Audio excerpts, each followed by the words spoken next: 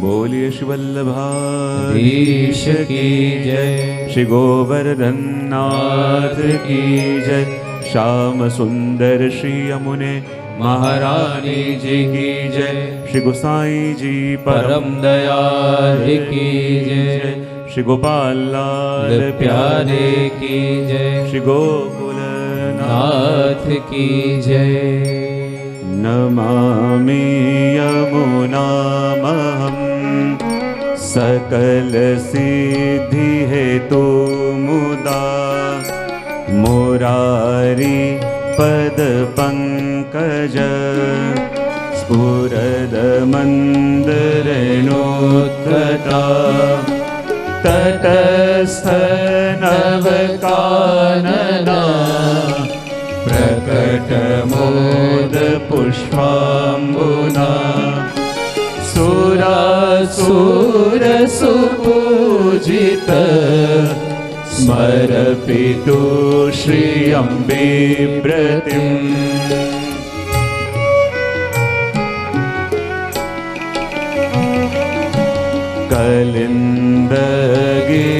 कलिन्दगिरिमस्तके पतदमन्द पुरोज्ज्वला विलास गमनोल्लस प्रकट गण्ड शैलोन्नता सघोष गति गन्तुरा समधिरूढ दोलोत्तमा मुकुन्द रतिवर्धिनी जयति पद्मबन्धो सुता।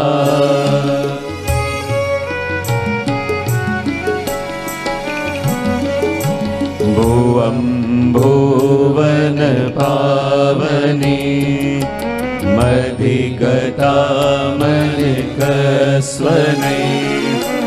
प्रियाभिरिव सेविता शुकमयूरहंसादिभिः तरंग भुज कंकण प्रकट मुक्ति कवालुका नितंब तट सुंदरी नमत कृष्ण तुय प्रिया।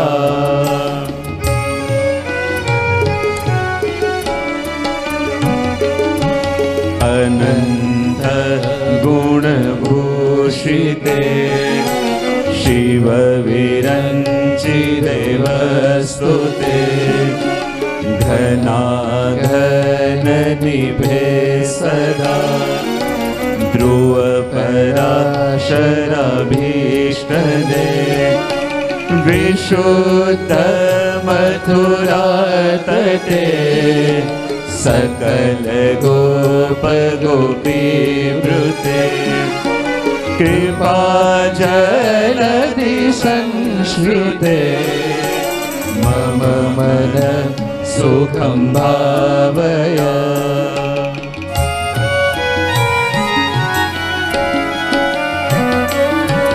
यया चरण पद्मजा मुररिपो प्रियं भावुका समागमन तो भव सकल सिद्धिदा सेवता तया सदृशतामिया कमलया सपत्नीवय हरि प्रिय कलिन्दया मनसि में सदा स्थियता।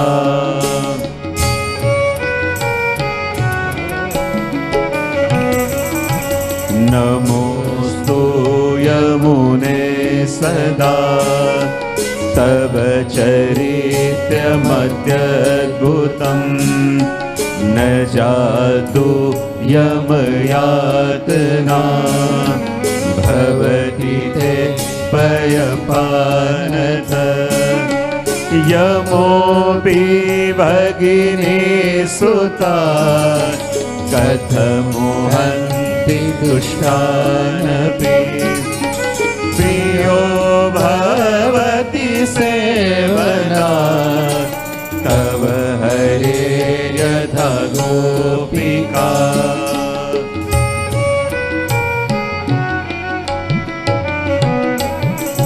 ममास्तु तव सन्निधौ तनूनवत्वमितावता न दुर्लभतमारति मुररिपौ मुकुन्द प्रिये अतोऽस्तु तव लालना सुरधुनि परम संगमा तवैव भुवि कीर्तिता न तु कदापि पुष्टि स्थितै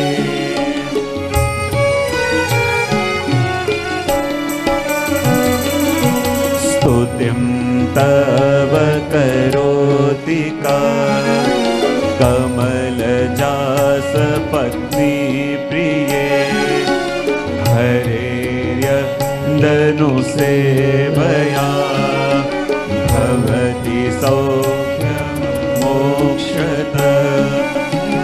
इयं तव कथाधिका सकल गोपिका संगमा स्मरश्रमजलाणुभि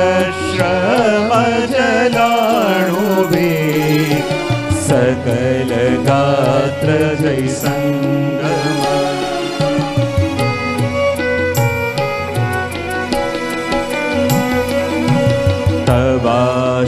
तवाष्टकमिदं मुदा पठति सूरसुधे सदा समस्त दुरितक्षयो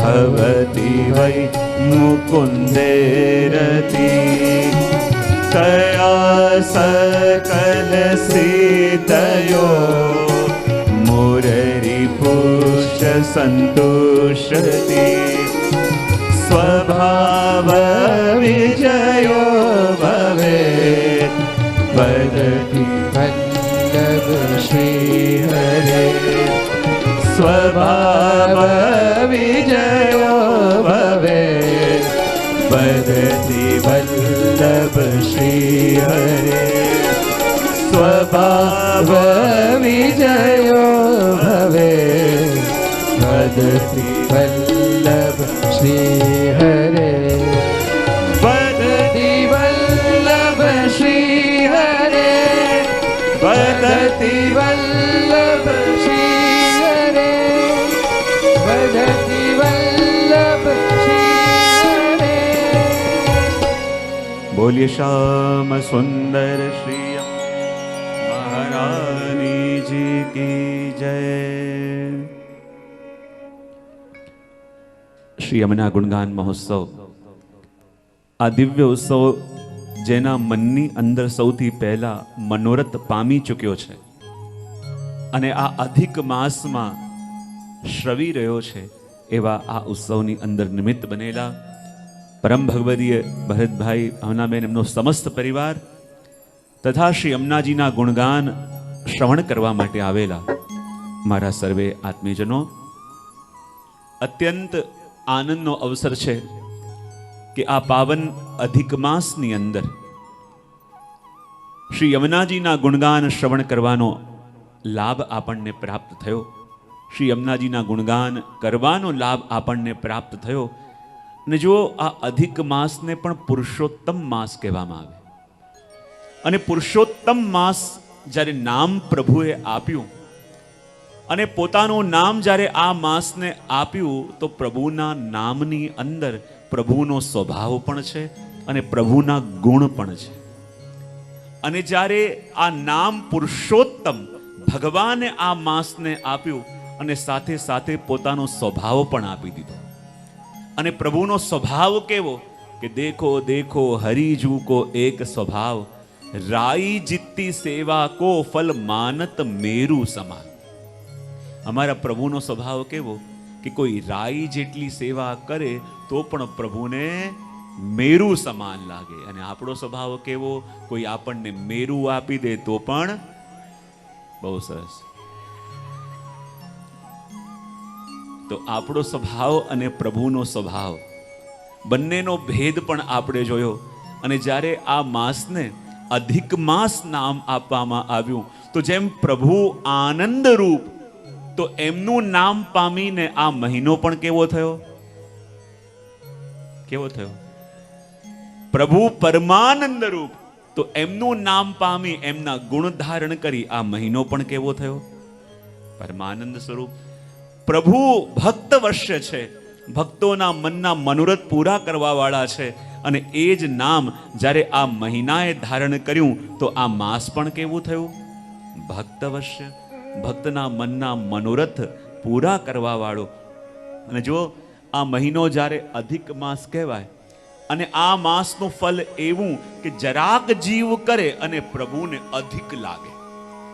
હવે જો ઘણી વાર કહેતો હોઉં છું કે જ્યારે આ માસ એટલે કે કાલ એ પણ પ્રભુના ગુણ ધારણ કરીને બેઠું હોય. અને ઘણી વાર હું મારા પ્રવચનની અંદર એક વસ્તુ ખાસ મેન્શન કરું. બોલે શું? કે ગમે તેવી સરળમાં સરળ વસ્તુ હોય, સીધામાં સીધી વસ્તુ હોય, તમે કોઈને કહેવા જાઓ પણ એ વ્યક્તિ સારા મૂડમાં ન હોય તો તમારી કહેલી એ સિમ્પલ વસ્તુ પણ માનશે? હા કે ના?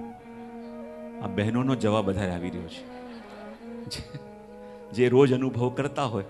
એટલે સરળમાં સરળ વસ્તુ જ્યારે આપણે કોઈને કહીએ અને એ વ્યક્તિ મૂડમાં ન હોય તો તમારી કહેલી સરળ વસ્તુ પણ એ સ્વીકારતો નથી. પણ અઘરામાં અઘરી વસ્તુ તમે કોઈને કહેતા હો પણ એ વ્યક્તિ યદી મૂડમાં હોય, સારા મૂડમાં હોય, તો તમારી કહેલી મુશ્કેલ વસ્તુ પણ માને કે ન માને? હા કે ના તો પાડો? બહુ સરસ. તો એવી રીતે જ્યારે વ્યક્તિ સારા મૂડમાં હોય તો તમે કોઈ અઘરી કે કપરી વસ્તુ કહો તો પણ એ ના પાડી ન શકે. તો હંમેશા કહેતો હોઉં કે અધિક માસ એટલે શું? આ આખો મહિનો એવો જેમાં પ્રભુ એવા આનંદના મૂડમાં બિરાજતા હોય, એવા આનંદના મૂડમાં બિરાજતા હોય કે ત્યાં તમે નાની વસ્તુ પણ કહો યા અઘરામાં અઘરી વસ્તુ પણ કહો તો પણ પ્રભુ કે હા થઈ જશે. અને એવા માસની અંદર, એવા સમયની અંદર જ્યારે શ્રી યમુનાજીના ગુણગાન શ્રવણ કરવાનો લાભ મળે, અને જ્યારે જ્યારે પણ વર્ષમાં શ્રી યમુનાજીના ગુણગાન કરવાનો અવસર મને મળે તો હું એમ જ માનું કે આખું વર્ષ જેટલી પણ કથાઓ થઈ એનું ફલ મને મળી રહ્યું છે કે મારા મુખે શ્રી યમુનાજીના ગુણગાન કરવાનો અવસર મને મળે છે. કારણ કે ભલે કેટલાય વિષય ઉપર બોલતા હોઈએ પણ એક વાત નિશ્ચિત કરું કે યમુનાજી એ મારો વિષય નહીં, મારો વિશ્વાસ છે. વિષય ઉપર આપણે બોલી શકાય પણ આ તો મારો વિશ્વાસ છે. જેના ઉપર કંઈક કહું તો પણ મને શબ્દો ન મળે, જેના વિશે કંઈક કહેવાનો પ્રયત્ન કરીએ તો લાગે કે જેણે આટલી કૃપાવૃષ્ટિ કરી છે અને આપણી જીહ્વામાં એટલું સામર્થ્ય નથી કે એનું વર્ણન કરી શકે. જ્યારે જ્યારે એની કૃપાનું વર્ણન કરવા જઈએ તો પણ લાગે કે એની કૃપાને ન્યાય નથી કરતા, કારણ કે એ જેટલું વરસ્યા છે એટલું કહેવાનું સામર્થ્ય આપણી પાસે પણ નથી. એ જેટલી કૃપાવૃષ્ટિ જીવોની ઉપર કરે છે એ કહેવાની આપણી યોગ્યતા પણ નથી. કારણ કે જે કૃપા સમજાય છે એ તો કૃપાનું વર્ણન આપણે કરીએ છીએ, પણ એનાથી પણ વિશેષ એવી કેટલી કૃપા એ કરે છે જે હજી જીવને સમજાતી નથી.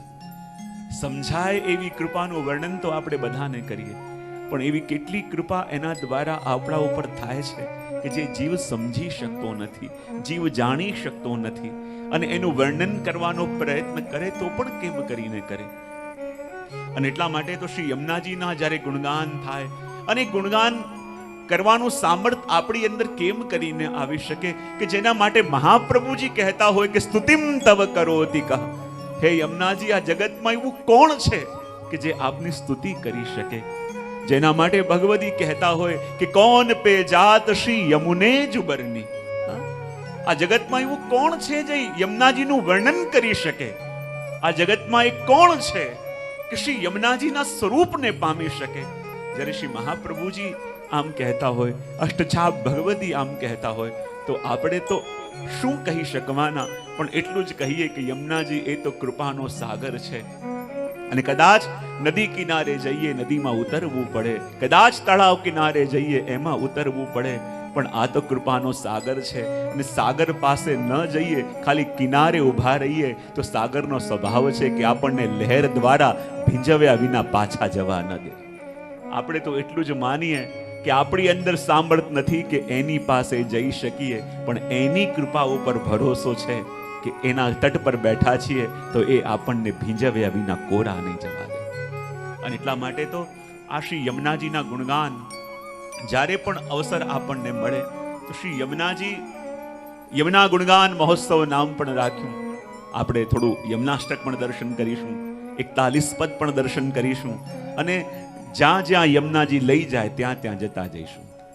કારણ કે આપણા પ્લાનિંગ હોય ને ધરેલા રહી જાય. એની જે ઈચ્છા એના જીવોને આપવાની હશે, એમને વિનંતી કરું કે મને નિમિત્ત બનાવી પોતાના જીવો ઉપર આજે મન ભરીને વરસજો. અને ભીંજવવા વાળા એ છે. આપણે તો ખાલી એક નિમિત્ત બની જઈએ તો પછી એની કૃપાનો અનુભવ આપણે કરી શકીએ. અને શ્રી યમુનાજીના ગુણગાન કરવા માટે પણ આપણે જઈએ તો આપણને લાગે કે આ ગુણગાન પણ કેવા, જેના માટે ભગવદીઓ કહે ગુણ અપાર મુખ એક કહા લો બરનીએ. જેના ગુણ અપાર અને મુખ એક છે, ક્યાં સુધી વર્ણન કરીએ? પણ મને લાગે કે શ્રી યમુનાજી એટલે કોણ? બોલે કૃષ્ણ તરફ વહેતો પ્રેમનો પ્રવાહ, એનું નામ શ્રી યમુના. જ્યારે આપણો હૃદયમાં પ્રેમ પ્રભુએ આપ્યું, પ્રેમ આપ્યો, અને આપણને લાગે પ્રેમ એટલે શું? બોલે એ પ્રભુનું જ સ્વરૂપ.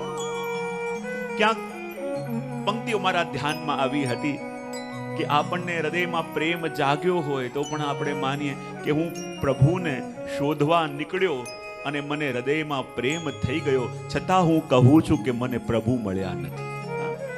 જ્યારે પ્રભુને ગોતવા નીકળ્યા હોઈએ અને હૃદયમાં પ્રેમ પ્રગટે ત્યારે માનવું કે આપણી યાત્રા ત્યાં પૂર્ણ થઈ ચૂકી છે, પ્રભુ મળ્યા છે.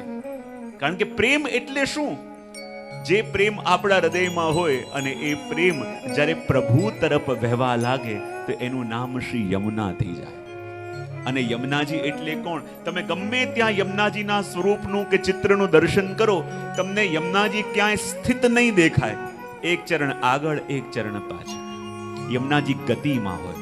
ગતિમાં હોય એટલે એવો પ્રેમ કે જે ભક્તો તરફ વહી રહ્યો છે, પ્રભુ તરફ વહી રહ્યો છે. યમુનાજી સદા વહેતા હોય, અને વહેતા હોય એના ચરણો પકડો તો આપણને ત્યાં સુધી લઈ પણ જાય.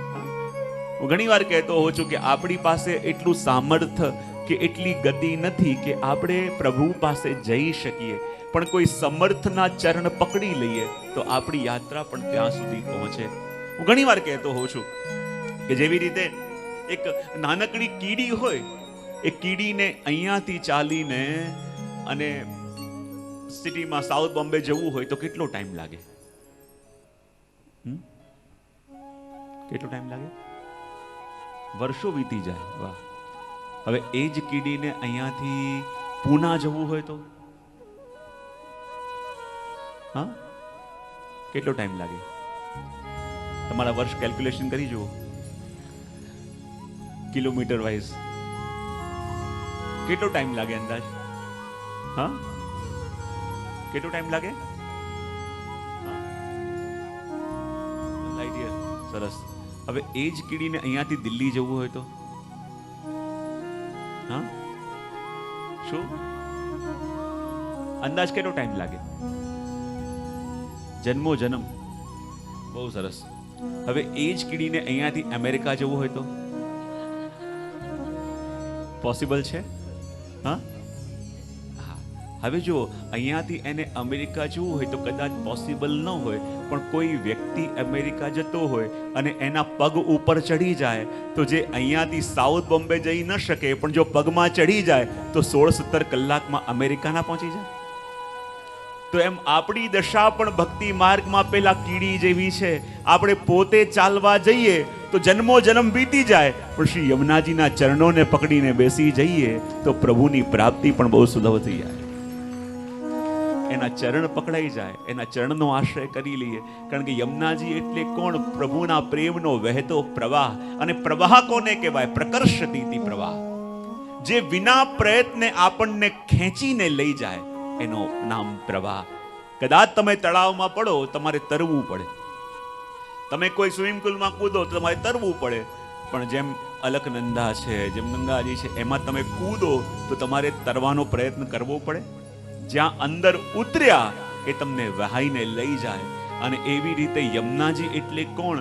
બોલે કૃષ્ણના પ્રેમનો વહેતો પ્રવાહ, એનું નામ યમુના. અને એકવાર પગ અંદર ઉતાર્યો પછી તમારા હાથમાં કંઈ નહીં રહે, એ તમને સીધા ખેંચીને કૃષ્ણના ચરણારવિંદ સુધી લઈ જશે. અને એ જ તો શ્રી યમુનાજીનું સ્વરૂપ છે. અને એટલા માટે કહ્યું, યમુનાજીના ગુણગાન યમુનાષ્ટકની અંદર પણ છે. ભગવતીજનોએ 108 પદોની અંદર શ્રી યમુનાજીના ગુણગાન કર્યા, જેમાંથી 41 આપણે ત્યાં મુખ્ય કહેવામાં આવે છે. શ્રી ગુસાઈજી, હરિરાય મહાપ્રભુજીએ અનેક અનેક રીતે શ્રી યમુનાજીના ગુણગાનો ગાયા છે. આપણે શ્રવણ પણ એનું કર્યું છે. તો જો હું કાયમ કહેતો હોઉં કે યમુનાષ્ટકના 8 શ્લોક, 9મો તો ફલશ્રુતિ છે, પણ 8 શ્લોક એટલે શું? બોલે ઠાકોરજી તરફ જવાના 8 સ્ટેપ, એનું નામ યમુનાષ્ટક. અને આ 41 પદ એટલે શું? ઠાકોરજીની પાસે 8 સ્ટેપમાં પહોંચી તો જઈએ, પણ કહેવાય ને કે આ 41 પદ એટલે શું? ઠાકોરજીની પાસે પહોંચીએ એનાથી પહેલા એવા થઈને પહોંચીએ કે પ્રભુની પાસે જઈએ તો પ્રભુને સુખ આપી શકીએ. એ આપણી ભાવોના શૃંગાર એટલે આ 41 પદ. આપણને યમુનાજી એવા કરી દે કે આપણને જોઈને પ્રભુને સુખ મળે અને પ્રભુને જોઈને આપણને સુખ મળે. અને એટલા માટે આ બંનેના સમન્વય દ્વારા આપણે આ યમુના ગુણગાન મહોત્સવની અંદર આગળ વધીશું. જો યમુનાજીના ગુણગાન વેદોમાં પણ છે, પુરાણોની અંદર પણ છે, પણ હજી સુધી માત્ર આદિ ભૌતિક અને આધ્યાત્મિક સ્વરૂપ શ્રી યમુનાજીનું પ્રગટ થયું હતું. પણ જ્યારે સંમત 1549 મહાપ્રભુજી દમલાજી શ્રી ગોકુલ પધાર્યા અને ગોકુલમાં મહાપ્રભુજીએ જોયું કે પ્રાચીન સારસ્વત કલ્પની બધી વસ્તુઓ લુપ્ત થઈ ગઈ છે, બધા સ્થાન લુપ્ત થઈ ગયા છે. અને ત્યારે આવીને મહાપ્રભુજીએ વિચાર કર્યો કે દમલા, આમાંથી પ્રાચીન ગોવિંદ ઘાટ કયું અને ઠકરાની ઘાટ કયું? સારસ્વત કલ્પના સ્થાનોને પ્રગટ કરવા છે. અને સારસ્વત કલ્પની એક જ તત્વ એ વખતે અહીંયા પ્રગટ છે, અને એ છે શ્રી યમુનાજી. અને કહેવાય સારસ્વત કલ્પની લીલા સાથે કોઈ સંબંધ જોડવા વાળું છે તો પણ શ્રી યમુનાજી. ને ત્યાં એટલું કહ્યું કે દમલા, આમાંથી પ્રાચીન ગોવિંદ ઘાટ કયું અને ઠકરાની ઘાટ કયું? અને મહાપ્રભુજીના મનમાં જ્યારે એ તાપ જાગ્યું, શ્રી યમુનાજીથી સહન ન થયું, અને એ જ વખતે શીતલ પવન ચાલવા લાગ્યો, મંદ મંદ વૃષ્ટિ થવા લાગી, કોયલ મોર પપીહા ગાન કરવા લાગ્યા. અને જ્યાં આ વાતાવરણ જોઈ શ્રી વલ્લભ રોમાંચિત થયા. અને જ્યાં દ્રષ્ટિ પડી યમુનાજીમાં શું જોયું? એક 16 વર્ષની કન્યા યમુનાજીના જલમાંથી પ્રગટ થઈ. એવું સુંદર હાથમાં કમલની છડી, એવા સુંદર કમળ સરીખા નેત્ર, સુંદર ચુંદરીના શૃંગાર, ચુંદરીના વસ્ત્ર ધારણ કરી જેમ જેમ એક એક ચરણ યમુનાજીમાં પધરાવે ત્યાં એક એક કમળ ખીલે. અને એક એક કમળની ઉપર ચરણ પધરાવતા પધરાવતા શ્રી યમુનાજી તટ ઉપર આવ્યા. અને આવીને એ કમળની છડી વડે લકીર બનાવીને બતાવ્યું કે આ ગોવિંદ ઘાટ અને આ ઠકરાની ઘાટ. પણ મહાપ્રભુજીની દ્રષ્ટિ તો એ વખતે શ્રી યમુનાજીના મુખારવિંદ ઉપર એવી સ્થિત થઈ, એવો પ્રેમનો પ્રવાહ શ્રી મહાપ્રભુજીના હૃદયમાં એ વખતે જાગૃત થયો. શ્રી યમુનાજી ઉભા છે અને યમુનાજીના મુખારવિંદ ઉપર દ્રષ્ટિ કરી શ્રી મહાપ્રભુજીનું હૃદય દ્રવિત થયું. અને જે શબ્દો સહજ રીતે મહાપ્રભુજીના મુખથી શ્રવ્યા એ જ નમામિ યમુનામહં સકલ સિદ્ધિ હેતુ મુદા મુરારી પદ પંકજ સ્ફુરદ મંદરેણુત્કટામ. શ્રી મહાપ્રભુજીના મુખારવિંદથી સહજ રીતે આ શબ્દો સરી પડ્યા. અને મહાપ્રભુજીએ યમુનાજીને વંદન કર્યા. અને વંદન કરીને સૌથી પહેલા આ સ્તોત્રમાં શબ્દ ગયો છે, નમામિ યમુનામહં સકલ સિદ્ધિ હેતુ મુદા મુરારી પદ પંકજ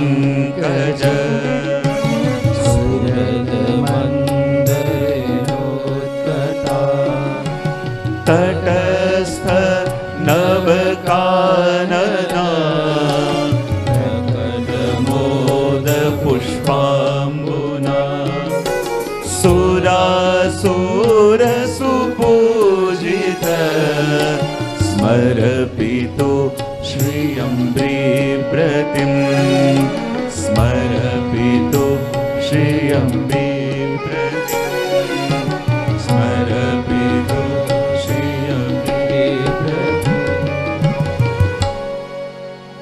જ્યારે યમનાષ્ટકનો પ્રારંભ પણ કર્યો અને એટલા માટે જો ષોડશ ગ્રંથની અંદર સૌથી પહેલો ગ્રંથ શ્રી મહાપ્રભુજીએ મૂક્યો તો કયો ગ્રંથ? યમનાષ્ટક. બોલે ષોડશ ગ્રંથનું મંગલાચરણ કરવું હતું. શ્રી મહાપ્રભુજી વિચાર કરે કોના ગુણગાનથી મંગલાચરણ કરવું. શ્રી મહાપ્રભુજી વિચાર કરે આ માર્ગ તો કૃષ્ણની ભક્તિનો છે, તો પ્રભુના ગુણગાન કરી મંગલાચરણ કરું. ત્યાં વિચાર આવ્યો કે પ્રભુના ગુણગાન કરું તો પ્રભુને આનંદ થાય, પણ જે પ્રભુના પ્યારા હોય એનો ગુણગાન કરું તો વધારે આનંદ થાય. તો પ્રભુના સૌથી પ્રિય કોણ? બોલે શ્રી રાધાજી. તો સ્વામીજીના ગુણગાન ગાવ. તો આપે વિચાર કર્યો કદાચ પ્રભુના ગુણગાન ગાવું તો પ્રભુને ગમે, પણ સ્વામીજીના ગુણગાન ગાવું તો પ્રભુને વધારે ગમે. પણ એવું કોઈ સ્વરૂપ છે કે જેના ગુણગાન ગાઉં અને જેના નામથી મંગલાચરણ કરું તો જેટલો આનંદ પ્રભુને થાય એટલો જ આનંદ સ્વામીજીને પણ થાય. તો જ્યારે મહાપ્રભુજી કે એવું તો એક જ સ્વરૂપ છે અને એ છે શ્રી યમુનાજી, કે જ્યારે એના ગુણગાન આપણે ગઈએ તો એ વખતે જેટલું સુખ આપણા પ્રભુને મળે છે એટલું જ સુખ આપણા સ્વામીજીને પણ મળે છે. તમે જુઓ આ અધિક માસમાં ગમે તેટલી સેવા પ્રભુની કરો છો, ગમે તેટલા લાડ લડાવો છો, પણ જ્યારે એમના પ્રિય એવા યમુનાજીના ગુણગાન સાંભળવા જ્યારે બેસો છો તો જેટલું સુખ તમારા દ્વારા તમારા પ્રભુને મળે છે એટલું જ્યારે ક્યારે મળી ન શકે. તમે અહીંયા બેસીને પણ એમને સુખ આપો છો, તમે એમના ગુણગાન શ્રવણ કરીને પણ એમને સુખ આપી રહ્યા છો. અને એટલા માટે કહ્યું નમામિ. સૌથી પહેલો શબ્દ કયો? નમામિ. નમન કરીને પ્રારંભ કર્યો. બોલે કેમ? કારણ કે મહાપ્રભુજી કહે કે જેમ આપણે ત્યાં પુષ્ટિ માર્ગમાં બે મૈયા છે, એક યશોદા મૈયા અને એક યમને મૈયા. ભક્તોના મૈયા એટલે યશોદા મૈયા અને યમુના મૈયા, અને ભગવાનના મૈયા એટલે યશોદા મૈયા. તો આપણે કહીએ કે યમુનાજીને વંદન કેમ? તો મહાપ્રભુજી કહે કે જે આપણને ખાલી આપ જ કરે તો એના માટે આપણે બીજું શું કહી શકીએ સિવાય કે વંદન.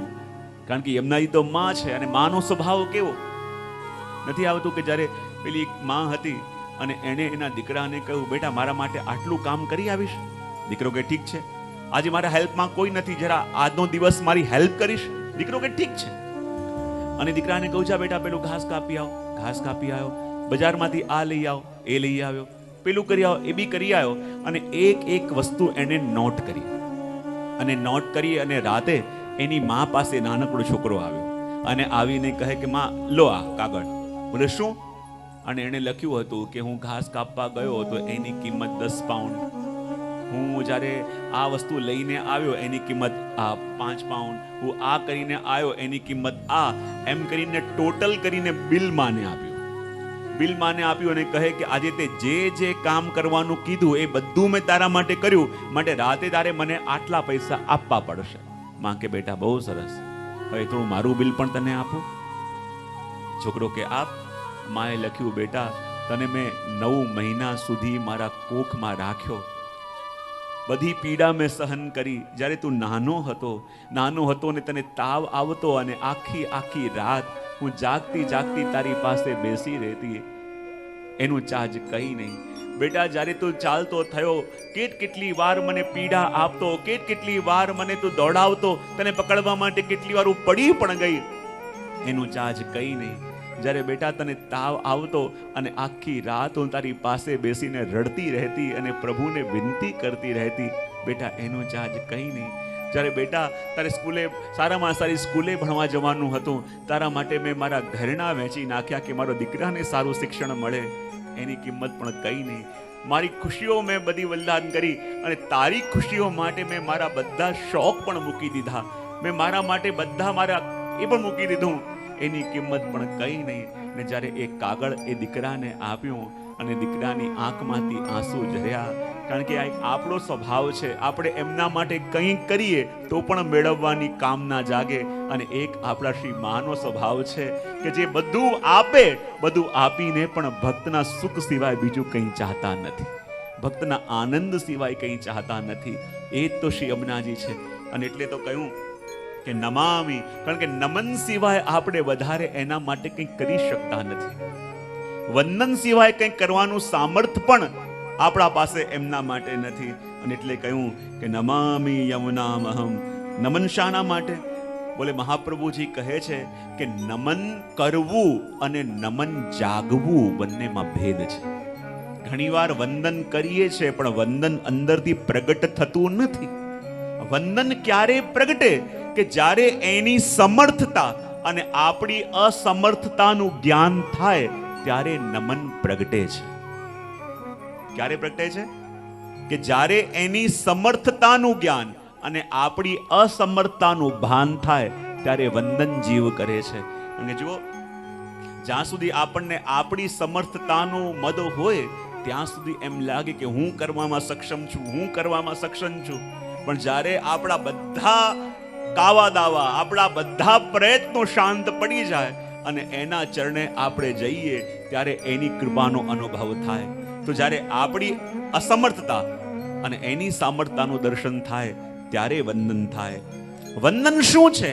એક આચાર્ય કહે વંદન એ એની કૃપાના ભવનમાં પ્રવેશવાનું પ્રવેશ દ્વાર.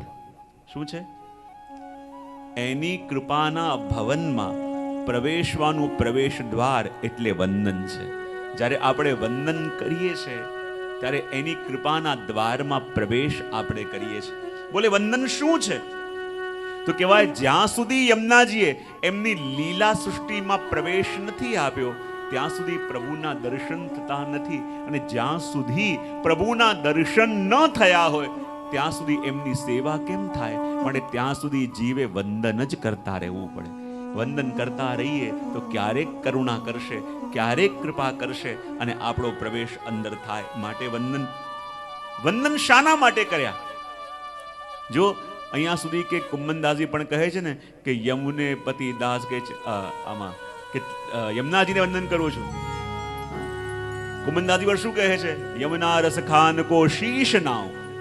એક તરફ યમુનાજી ઉભા હતા અને એક તરફ ઠાકોરજી પ્રગટ થયા. અને કુંમનદાસજી કહે કે પહેલા વંદન કોને કરું? એને કે જે સામે પ્રગટ્યા છે, યા એને કે જેની કૃપાથી મારી સામે પ્રગટ્યા છે એને? અને કહ્યું યમુને રસ ખાન કો શીશ નાવ, કે હું શ્રી યમુનાજીને વંદન કરું છું. કારણ કે એની કૃપાથી આજે મને પ્રભુના દર્શન થયા છે, એની કૃપાથી પ્રભુ મારી સામે પ્રગટ્યા છે. અને વંદન શાના માટે? તો કહેવાય કે વંદન જ્યારે જીવ કરે છે અને જ્યારે ઝૂકે છે ત્યારે માનવું કે આ એવો વૃક્ષ છે જેમાં ફળ લાગી ગયા છે. કયો વૃક્ષ? હા, જ્યારે એક વૃક્ષ સીધો ઊભો હોય તો લાગવાનું કે હજી ફળ લાગ્યા નથી, પણ જ્યારે એમાં ફળ લાગે તો વૃક્ષ ઝૂકે કે ના ઝૂકે? હા કે ના તો પાડો. અને જ્યારે ઝૂકે ત્યારે માનવાનું કે એમાં ફળ લાગ્યા છે. અને જ્યારે વંદન જીવ કરવા લાગે, નમવા લાગે, ઝૂકવા લાગે, દૈન્ય ભાવ આવવા લાગે ત્યારે માનવાનું કે હવે આમાં વૈષ્ણવતાના ફળ લાગતા થઈ ગયા છે. અને ફળ લાગ્યા છે તો પ્રભુની કૃપાનો અનુભવ પણ જરૂર કરશે. કહ્યું કે શાના માટે વંદન કરવા? તો કહ્યું કે જો જીવ ભગવદંશ હોવાને કારણે પ્રભુની ઈચ્છા વિના કંઈ થવાનું નથી. માટે વંદન સિવાય એ બીજું કંઈ કરી શકે એમ નથી. આગળ કહ્યું વંદન શાના માટે? તો કહ્યું કે યમુનાજી અને પ્રભુ બંને અલગ અલગ નથી, એક જ સ્વરૂપ છે એ બતાવવા માટે મહાપ્રભુજી અહીંયા વંદન કરે છે. કારણ કે જે સામર્થ અમારા પ્રભુમાં છે એ જ સામર્થ શ્રી યમુનાજીમાં છે. બોલે કેમ?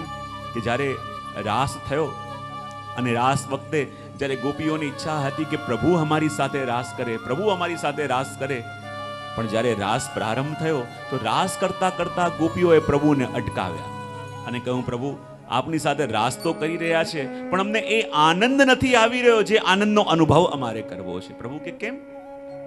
ત્યારે ગોપીઓ કહે જો પ્રભુ આપના જે વસ્ત્ર અને શૃંગાર છે ને એમાં આપનું ઐશ્વર્ય છે. અને જ્યાં સુધી ઐશ્વર્ય ધારણ કરીને આપ અમારી સાથે નૃત્ય કરો છો તો અમને સંતોષ થતો નથી, અમને એક દૂરી લાગે છે. જ્યારે આપના આભૂષણ શૃંગાર દૂર કરો તો આપનું ઐશ્વર્ય દૂર થાય, અને ઐશ્વર્ય દૂર થાય તો આપ અમને અમારા જેવા લાગો, અને અમારા જેવા લાગો તો અમને પણ રાસનો આનંદ આવે. તો પ્રભુ કે વાત ઠીક છે, પણ મારા શૃંગાર કે જેની અંદર મારું ઐશ્વર્ય છે એમને એમ હું ક્યાંય મૂકી ન શકું. જો તમારામાંથી કોઈ એક સખી સાચવવા તૈયાર થાય તો હું મારા વસ્ત્ર શૃંગાર આપું. હવે સખીઓ વિચાર કરવા લાગી કે પ્રભુએ તો કહ્યું છે કે કોઈ સાચવે તો હું વસ્ત્ર શૃંગાર આપું, અને જે સાચવશે એને રાસમાં પ્રવેશ મળશે, એને તો બેસી રહેવું પડશે. અને જન્મો જન્મોની તપસ્યા પછી આ રાસનું સુખ મળવા જઈ રહ્યું છે. અને જો વસ્ત્ર શૃંગાર સાચવીને બેઠા તો રાસમાં પ્રવેશ નહીં મળે. કોઈ ગોપી તૈયાર ન થઈ. પ્રભુને તાપ થવા લાગ્યો, ગોપીઓને તાપ થવા લાગ્યો. ને ત્યારે શ્રી યમુનાજી આગળ આવ્યા, અને યમુનાજી આવીને કહ્યું, પ્રભુ ભલે મને સુખ ન મળે પણ મારી ગોપીઓને સુખ મળતું હોય, મારા જીવોને સુખ મળે તો પ્રભુ આપના વસ્ત્ર અને શૃંગાર હું સાચવવા તૈયાર છું. પ્રભુ કે અરે યમુનાજી, આપ વસ્ત્ર શૃંગાર સાચવશો તો આપને રાસનું સુખ નહીં મળે. યમુનાજી કહે મને મંજૂર છે, જો મારા વૈષ્ણવોને, મારા ભક્તોને, મારા વજભક્તોને જો પ્રભુ આપનું સુખ મળતું હોય તો હું રાસથી દૂર રહેવા તૈયાર છું. અને પોતે સુખ ન લઈ જીવોના સુખ માટે જ્યારે શ્રી યમુનાજીએ પોતે વસ્ત્ર શૃંગાર સાચવવા તૈયાર થયા, અને જ્યાં પ્રભુએ રાસ કર્યો અને રાસ કરીને યમુનાજી પાસે આવ્યા અને કહ્યું, જો યમુનાજી, મારા વસ્ત્ર અને શૃંગાર મેં આપને આપ્યા, અને જ્યારે મારા વસ્ત્ર અને શૃંગાર આપે ધારણ કર્યા તો એ જ ઘડીથી પ્રભુ કહે મારું જે પણ કંઈ ઐશ્વર્ય છે એ મારા વસ્ત્ર શૃંગારમાં છે. ને જ્યારે આપે એ વસ્ત્ર શૃંગાર ધારણ કર્યા તો મારું સકલ ઐશ્વર્ય હવેથી આપની પાસે આવી ગયું છે. માટે હું ઈશ્વર છું તો આપ ઈશ્વરી છો, અને જે વસ્તુનું દાન હું કરી શકું એ સર્વ વસ્તુનું દાન આજથી શ્રી યમુનાજી આપ પણ કરી શકો છો. અને માટે કહ્યું કે બંનેને અભેદ બતાવવા માટે અહીંયા યમુનાજીને વંદન કર્યા છે. કારણ કે યમુનાજી એવા માં છે, યમુનાજી એવા માં છે કે જેણે એ આપણને આપ્યું છે જે આપણને ખબર પણ ન હોય. માટે વંદન. મેં કહ્યું ને કે આપણે એ જ કૃપાનું વર્ણન કરી શકીએ કે જેટલી કૃપા આપણને સમજાઈ છે. પણ જીવનમાં એવી ઘણી બધી કૃપા એમની વરસી છે, જે વરસી તો છે પણ હજી સમજાઈ નથી. અને જ્યાં સુધી એની કૃપા સમજાઈ ન હોય ત્યાં સુધી આપણે એની કૃપાનું વર્ણન પણ ન કરી શકીએ. કારણ કે યમુનાજી આપણને એ આપી દે છે, એ આપ્યું છે જે હજી આપણાથી અજાણ છે. પેલો પ્રસંગ હું ઘણી વાર કહું ને, મને બહુ પ્રિય છે કે જ્યારે પેલો છોકરો હતો અને એની માં, જ્યારે નાનપણમાં જ છોકરો સ્કૂલે જતો અને એની માને કોઈ કારણવશ એક આંખ ફૂટી ગઈ, અને જ્યારે એક આંખ ફૂટી ગઈ અને એ માં જ્યારે એના બાળકને મૂકવા માટે સ્કૂલે આવતી તો બધા મિત્રો એની મશ્કરી કરતા, અને મશ્કરી કરતા તો એ છોકરાને એટલો ગુસ્સો આવતો અને ઘરે આવીને ઝઘડો કરે, માં તું મારા સ્કૂલમાં કેમ આવે છે, કેમ આવે છે? માં કે બેટા જેમ બીજી માં તને બાળકોને મૂકવા આવે એવી રીતે આવું છું. બાળક કહે કે ના ના, તું મારી સ્કૂલમાં આવે છે, બધા મારા મિત્રો જુએ છે, એ મારી મશ્કરી કરે છે તને જોઈને, ખબરદાર મારી સ્કૂલમાં આવી છે. તો નાનો હતો ત્યારથી એને એટલો ગુસ્સો આવવા લાગ્યો, એટલો ગુસ્સો આવવા લાગ્યો.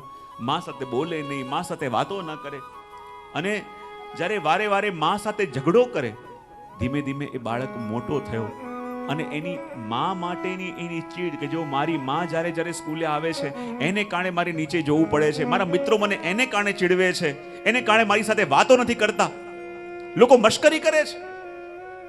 અને એટલા માટે એ છોકરાએ વિચાર કર્યો કે મારે ઘરમાં રહેવું જ નથી. જરાક મોટો થયો અને માને કહે કે મને ભણવા માટે બહાર મોકલી દો. અને ભણવા માટે માએ મજૂરી કરી, પોતાનું જે પણ કંઈ હતું એ બધું વહેંચીને પણ એ દીકરાને બહાર ભણવા માટે મોકલ્યો. બહાર ભણવા માટે મોકલ્યો. માનો એકનો એક દીકરો હતો, ઘરમાં એના સિવાય બીજું કોઈ નહીં. જ્યારે જ્યારે પણ વેકેશન આવે એ માં એને પત્ર લખતી અને કહેતી, બેટા એક વાર તો ઘરે આવો, તને જોવા માટે મારી આંખો તરસી જાય છે, તને જોવા માટે હું વ્યાકુલ થઈ જાઉં છું, બેટા એક વાર તો ચહેરો બતાવી દે. પણ દીકરો ન જવાબ આપે, ન એની સાથે વાતો કરે. વેકેશન પડે, બધા મિત્રો ઘરે જાય, બોલે કે ના મારે ઘરે નથી જવું, કારણ કે નાનો હતો ત્યારથી મારી માને કારણે મારે શરમ અનુભવ કરવી પડે છે, મારા માને કારણે મારે લોકોનું સાંભળવું પડે છે, હું નહીં જાઉં. આખી જિંદગી માં રોતી રહેતી, એને કહેતી રહેતી, પણ એ ન આવ્યો. અહીંયા સુધી કે 12 ને 12 જ રહ્યો ને ત્યાં એને લગ્ન પણ કરી લીધા. અને લગ્નની અંદર એકો એક એના મિત્રોને બોલાવ્યા, એના પડોશીઓને બોલાવ્યા, પણ આમંત્રણ ના આપ્યું તો એની માને ના આપ્યું.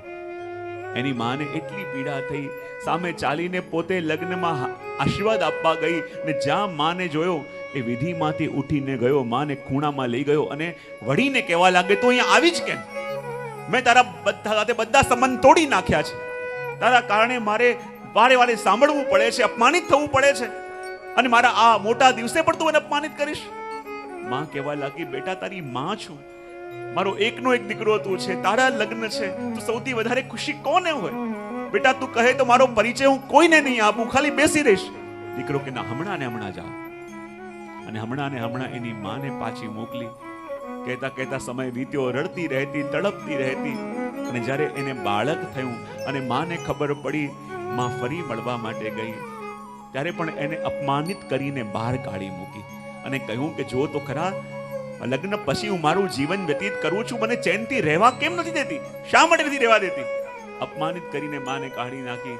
અને આ વાતના વર્ષો થયા અને વર્ષો પછી ત્યાં દીકરાની ઉપર ફોન ગયો કે તમારી માની મૃત્યુ થઈ ગઈ છે, તમે આવો, અહીંયા બધી સંપત્તિ છે, એ છે, તમારે લેવાની છે.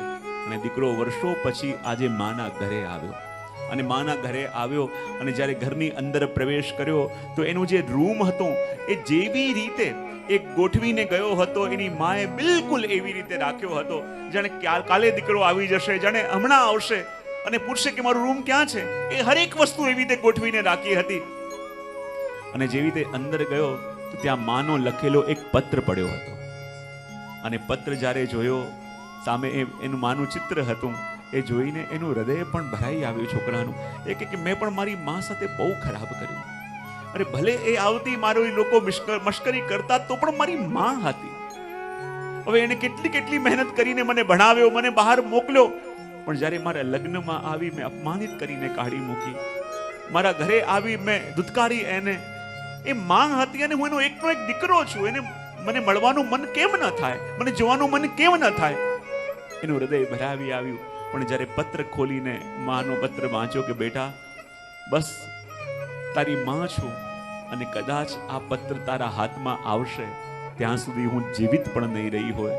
જ્યારે મારા છેલ્લા શ્વાસ ચાલતા, અને એ વખતે જીવનની એક જ ઈચ્છા હતી કે મારા એકના એક દીકરાને એકવાર જોઈ તો લઉં, એકવાર જોઈ તો લઉં. મેં તને કેટલા ફોન કર્યા, પણ એક પણ ફોન તે ન ઉપાડ્યો. મેં તને કેટલા પત્ર લખ્યા, પણ તે કદાચ પત્ર ખોલીને વાંચ્યો પણ નહીં હોય. પણ બેટા, એક ભરોસો છે કે જ્યારે આ પત્ર તું વાંચી રહ્યો છે, યાની મારા મર્યા પછી પણ તું એકવાર તો મારા ઘરે આવ્યો.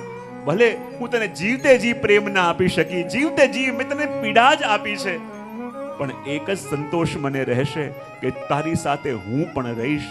કે દીકરા, તને તારા નાનપણની વાત કરું, જ્યારે તું નાનો હતો અને એકવાર મિત્રો સાથે રમતો હતો, ત્યારે તારી આંખમાં ખિલ્લી વાગી હતી અને તારી એક આંખ ફૂટી ગઈ હતી. જ્યારે મેં જોયું કે મારો દીકરો કે એનું આખું જીવન પડ્યું છે, લોકો પડ્યું છે, શું કહેશે, કેમ કરીને રહેશે, અને એ વખતે મેં મારી એક આંખ કાઢીને તને દાનમાં આપી હતી. અને આજે તું આ મારી આંખથી દુનિયા જોઈ રહ્યો છે. અને ત્યારે એ દીકરો ફૂટીને રડવા લાગ્યો, ધુસકે રડવા લાગ્યો કે આજે હું દુનિયા જોઈ રહ્યો છું, મારી એ જ માની આપેલી આંખોથી જોઈ રહ્યો છું કે જે માએ મને આંખ આપી અને એના માટે મને સંકોચ થતો, એના માટે મને શરમ આવતી, હું એને અપમાનિત કરતો, પણ એણે મને એ આપ્યું છે કે જે કોઈ આપી ન શકે.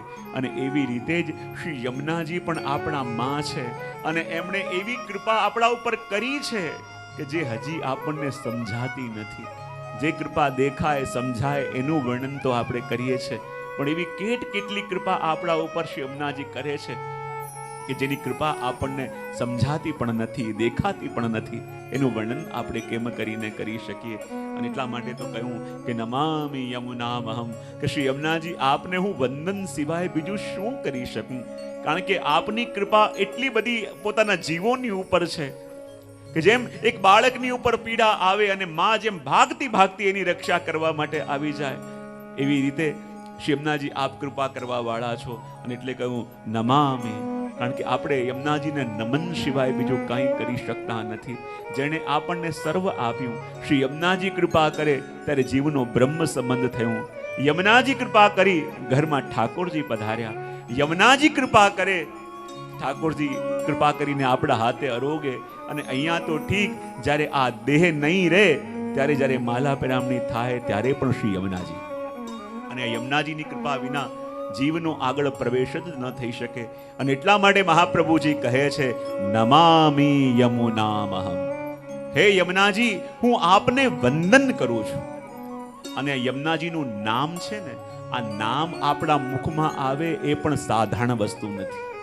યમુનાજી નું નામ મુખમાં આવે, આપણે ત્યાં ભક્તો કહે છે કે યમુનાજી કો નામ લે સોઈ સુહાગી. જે શ્રી યમુનાજી નું નામ લે સાચો સુહાગી તો એ છે. અને યમુનાજી નું નામ આપણા મુખમાં આવું એ પણ સાધારણ નથી. આપણા શ્રી ગોકુલેશ પ્રભુ આજ્ઞા કરે છે કે જ્યારે જ્યારે પણ જીવ યમુનાજી નું નામ જાણતા અજાણતા પણ લે છે ત્યારે કંઈક ઘટના ઘટે છે. જાણતા કે અજાણતા એ નામ તમે લો છો ત્યારે કંઈક ઘટે છે. બોલે શું ઘટે છે? તો આપણી આજ્ઞા કરે છે કે યમુનાજીનો એક સ્વભાવ છે. કહી દો સ્વભાવ, હા કે ના? યમુનાજીનો એ સ્વભાવ છે કે જ્યારે જીવ અહીંયા ભૂતલમાં શ્રી યમુનાજીનું નામ લે એ જ વખતે ગોલોકધામમાં નિકુંજમાં શ્રી યમુનાજીના મુખથી આપણું નામ નીકળવા લાગે. જે વખતે આપણે અહીંયા ભૂતલમાં શ્રી યમુનાજીનું નામ લઈએ છે એ જ વખતે યમુનાજીના મુખમાંથી આપણું નામ નીકળવા લાગે. અને જ્યાં આપણે યમુનાજીનું નામ લઈએ, યમુનાજીના મુખથી આપણું નામ નીકળવા લાગે અને યમુનાજી ચોંકી જાય. આ તો મારો એ જીવ છે કે જેને પ્રભુ ભૂલી ચૂક્યા છે. આ તો એ જીવ છે જે પ્રભુથી ભટકી ગયો છે. આ તો એ જીવ છે જે પ્રભુથી દૂર ગયો છે. અને જાણતા અજાણતા પણ આજે એણે મારું નામ લીધું. અને જ્યાં યમુનાજીનું નામ લીધું આપણે, અને યમુનાજીના મુખમાંથી આપણું નામ નીકળવા લાગે, અને એ વખતે યમુનાજી ભાગતા ભાગતા જાય અને જઈને ઠાકોરજીની નિકુંજની બહાર ઊભા રહી જાય. અને ગોકુલેશ પ્રભુ કહે કે જ્યારે જીવ યમુનાજીનું નામ લે, યમુનાજીના મુખથી આપણું નામ નીકળે અને યમુનાજી ભાગતા ભાગતા ઠાકોરજીના નિકુંજની બહાર ઊભા થઈ જાય. અને એ જ વખતે જ્યારે સ્વામિનીજી પોતાની નિકુંજથી નીકળી પ્રભુની નિકુંજમાં જવાના હોય, અને એ વખતે આપણે યમુનાજીનું નામ લઈએ, યમુનાજીના મુખથી આપણું નામ નીકળે, અને એ નામ જ્યારે સ્વામીજીના કર્ણમાં પડે અને સ્વામીજી ભીતર જઈને પ્રભુને આપણી સુધી કરાવે, ત્યારે આ ભૂતલ ઉપર એ જીવનું બ્રહ્મ સંબંધ થાય છે.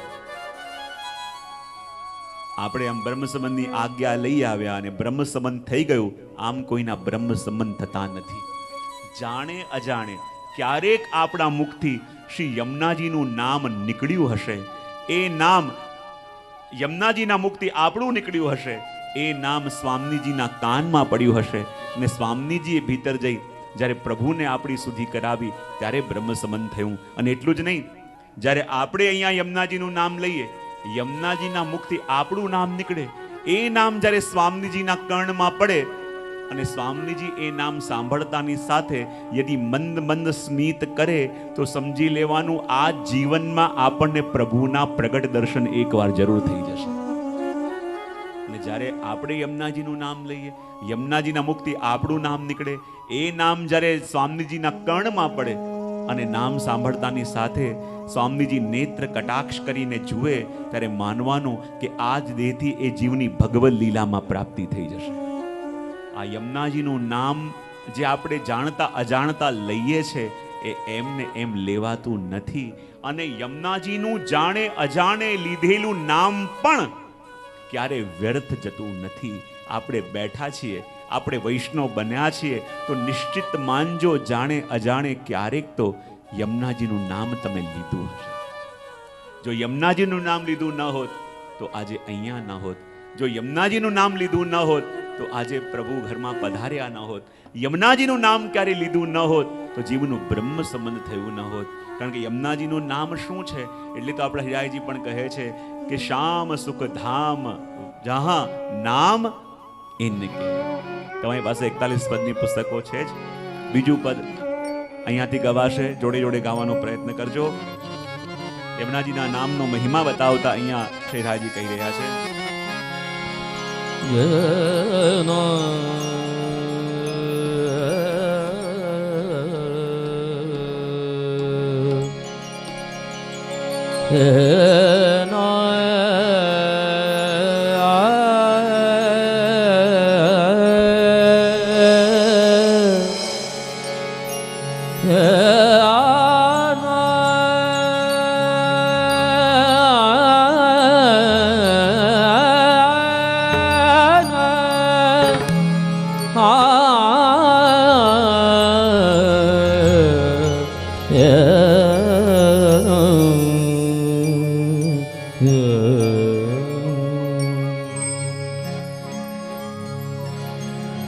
श्याम सुख धाम जहाँ नाम इनके,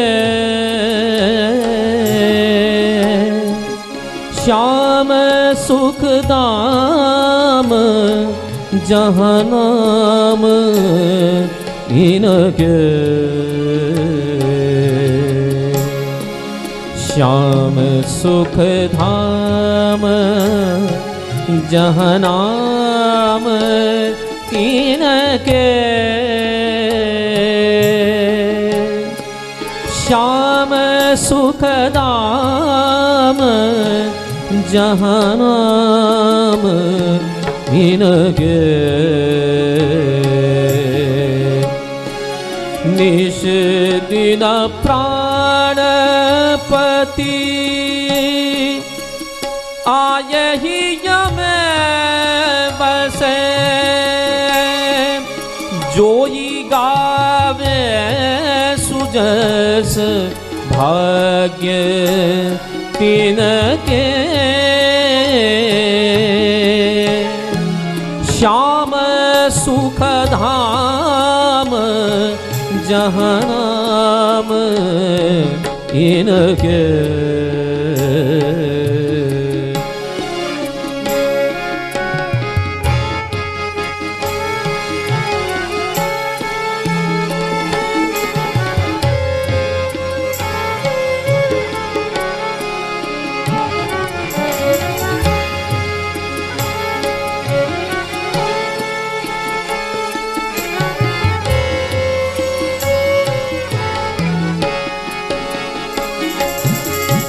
यही जग में सारे कहत बारंबार, सबन के आधार धन निर्धन के, लित श्री यमुने नाम,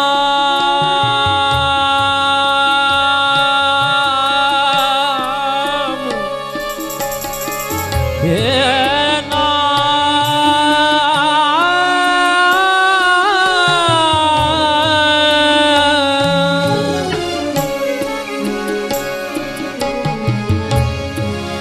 लित श्री यमुने नाम,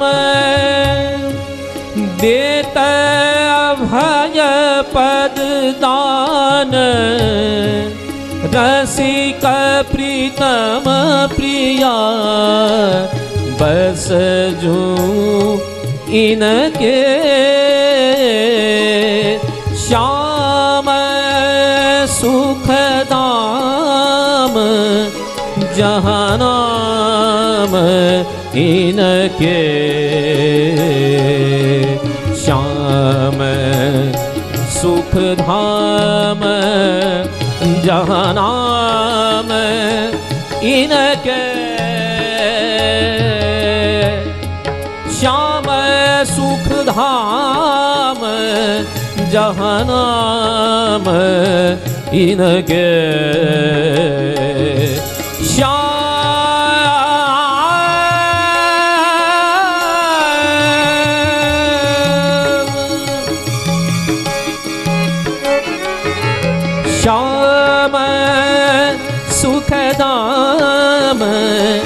जहाँ नाम इनके, जहाँ नाम इनके, जहाँ नाम इनके।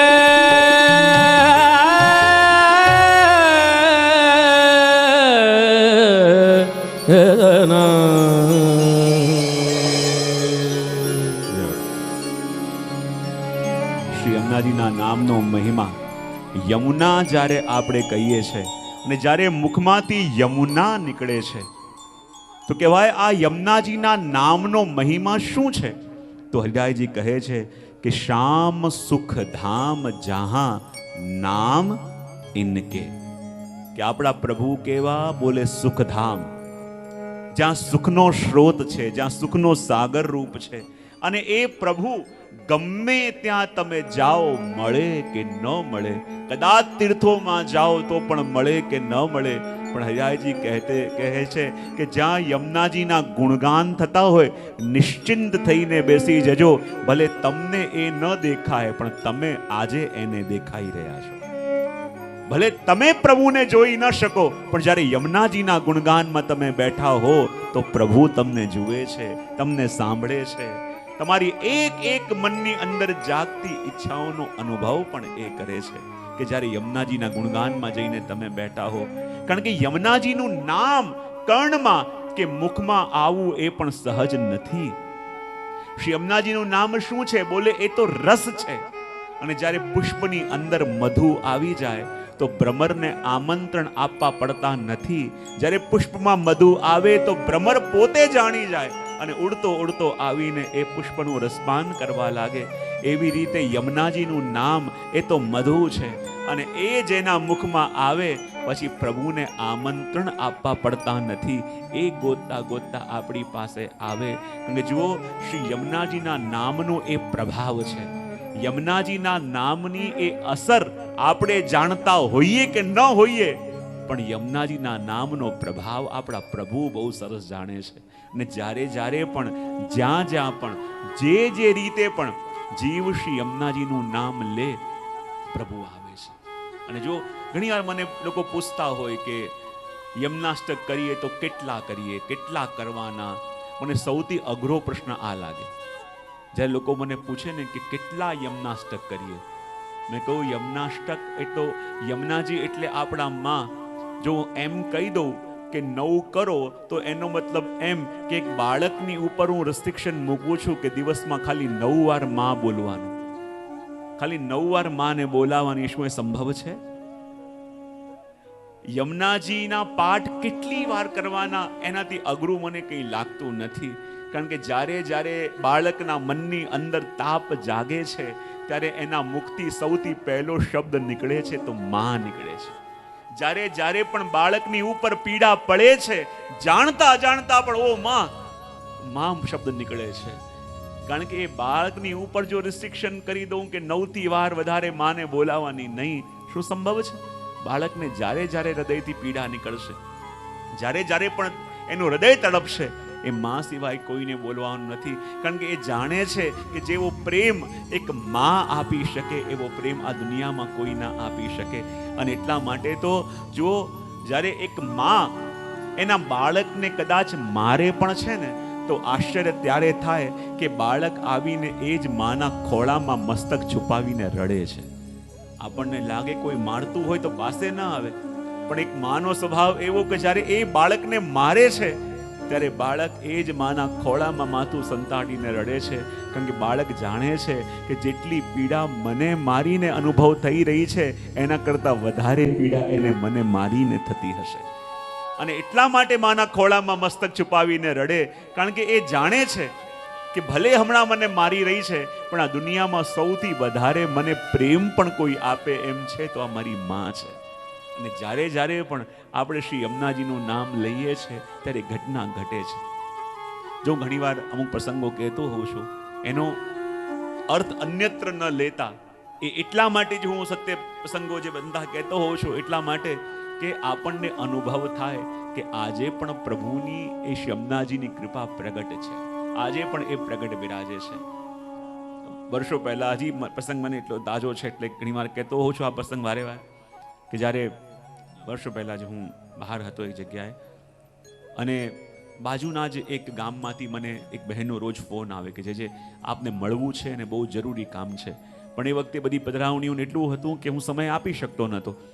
પણ એક દિવસ તો એમનો બહુ જ ફોન આવ્યો, એમના હસબન્ડ પણ વાત કરે જે ભલે મોડું થાય તો મોડું, પણ આજે અમારે આપને મળવા આવું છે. બાજુના ગામથી લગભગ રાતે પધરાવણીમાંથી આવ્યા તો 1-1:30 વાગે એ લોકો આવ્યા અને મારી સામે બેઠા હતા. મેં કહું કે શું એવું જરૂરી કામ હતું કે તમે રોજ ફોન કરતા હતા અને મળવું હતું? ત્યારે એ જે એના પતિ હતા, જે ભાઈ હતા, એ મને કહેવા લાગ્યા કે જે આજથી 3 મહિના પહેલાં જ અમારો એકનો એક દીકરો અને કાર એક્સિડન્ટની અંદર એની મૃત્યુ થઈ ગઈ ને ત્યારથી મારી પત્ની બિલકુલ પાગલ જેવી થઈ ગઈ છે. નથી એને કોઈ દેહનું ભાન, નથી ક્યાં ઊભી છે, શું બોલી રહી છે, એને કંઈ જ ભાન નથી. અને એનું મન એટલું બધું ઉદ્વિગ્ન થઈ ગયું છે કે એને કંઈ સમજાતું નથી. જે આપ એનાથી કંઈક વાત કરો, એને કંઈક પૂછો કે એને હવે શું કરવું છે જીવનમાં, કારણ કે હવે ક્યાંય જતી નથી, કંઈ બોલતી નથી, બિલકુલ સુનમુન પડી ગઈ છે. અને એની અવસ્થા સમજી શકતા હતા. મેં કહું કે હવે જે થયું તો થયું, પણ હવે તમારી શું ઈચ્છા છે? બસ ત્યારે એને 2 ઘડી ઉપર જોયું અને ધુસકે ને ધુસકે રડવા લાગી. એમને શાંત કર્યા ને એટલા ધુસકે રડતા હતા, શાંત કર્યા અને કહે કે જે બસ એક જ ઈચ્છા છે કે હવે મારે પ્રભુના દર્શન કરવા છે, મારે પ્રભુને મળવું છે. હવે મારે લૌકિકમાં ક્યાંય મન નથી રહ્યું, લૌકિકમાં મને કંઈ જોઈતું નથી, બધેથી મોહ ઉઠી ગયો છે મારો, બધેથી રસ હટી ગયો છે. હું શું કરું કે મને પ્રભુ મળે? મેં કહ્યું જો હવે નવરાત્રિ આવી રહી છે, એમને થોડો ક્રમ બતાવ્યો, તમે એવું કરો, એ ટાઈમે હું પણ અહીંયા છું, તમારે કંઈક જાણવું હોય તો ભલે પૂછજો. અને 9 દિવસનો ક્રમ બતાવ્યો કે આવી રીતે યમુનાજીને પધરાવી, તમે યમુનાજીનું નામ લેજો. જો પ્રભુને પામવા છે તો શ્રી યમુનાજીની કૃપા વિના પામી ન શકાય. તમે શ્રી યમુનાજીનું સ્મરણ કરો. અને એ બેન ત્યાંથી ગયા અને પાઠ કરવા લાગ્યા. અને લગભગ 4થે દિવસે એમનો મને ફોન આવ્યો કે જે આજે એક ઘટના ઘટી. શું? મેં કહું કે જ્યારે પાઠ કરીને રાતે હું સૂઈ ગઈ તો મને દેખાયું કે મારા ઘરમાં બિરાજતા ઠાકોરજી ક્યાંકથી ખેલતા ખેલતા પધાર્યા અને અમારા બગીચામાં આખી રાત કંઈ શોધતા હોય એવું લાગ્યું. મને લાગ્યું પ્રભુ શું શોધી રહ્યા છે? પણ જ્યારે સવારે ઉઠીને હું એ જગ્યાએ ગઈ તો મારા ઠાકોરજીનું નકવેસર ત્યાં પડેલું મને મળ્યું. મને લાગ્યું કે પ્રભુ હવે કૃપા કરી રહ્યા છે, પ્રભુ અનુભવ કરાવી રહ્યા છે. અને એમ કરતા કરતા જ્યારે 8મો દિવસ આવ્યો, 8મો દિવસ આવ્યો અને બહેનનો ફરી મને ફોન આવ્યો. મેં કહું હવે શું થયું? કે જે કંઈક ગજબ થયું. મેં શું થયું? કે જ્યારે આજે 8મા દિવસે હું યમુનાજીના પાઠ કરતી હતી અને યમુનાષ્ટકના પાઠ કરતા કરતા અચાનક એક ક્ષણ માટે મને ઝબકી આવી ગઈ.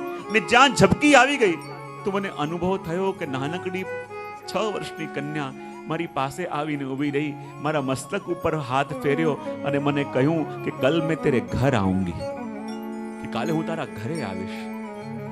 મને કહે જે શું છે? એ સ્પર્શ હમણાં પણ હું ભૂલી શકતી નથી.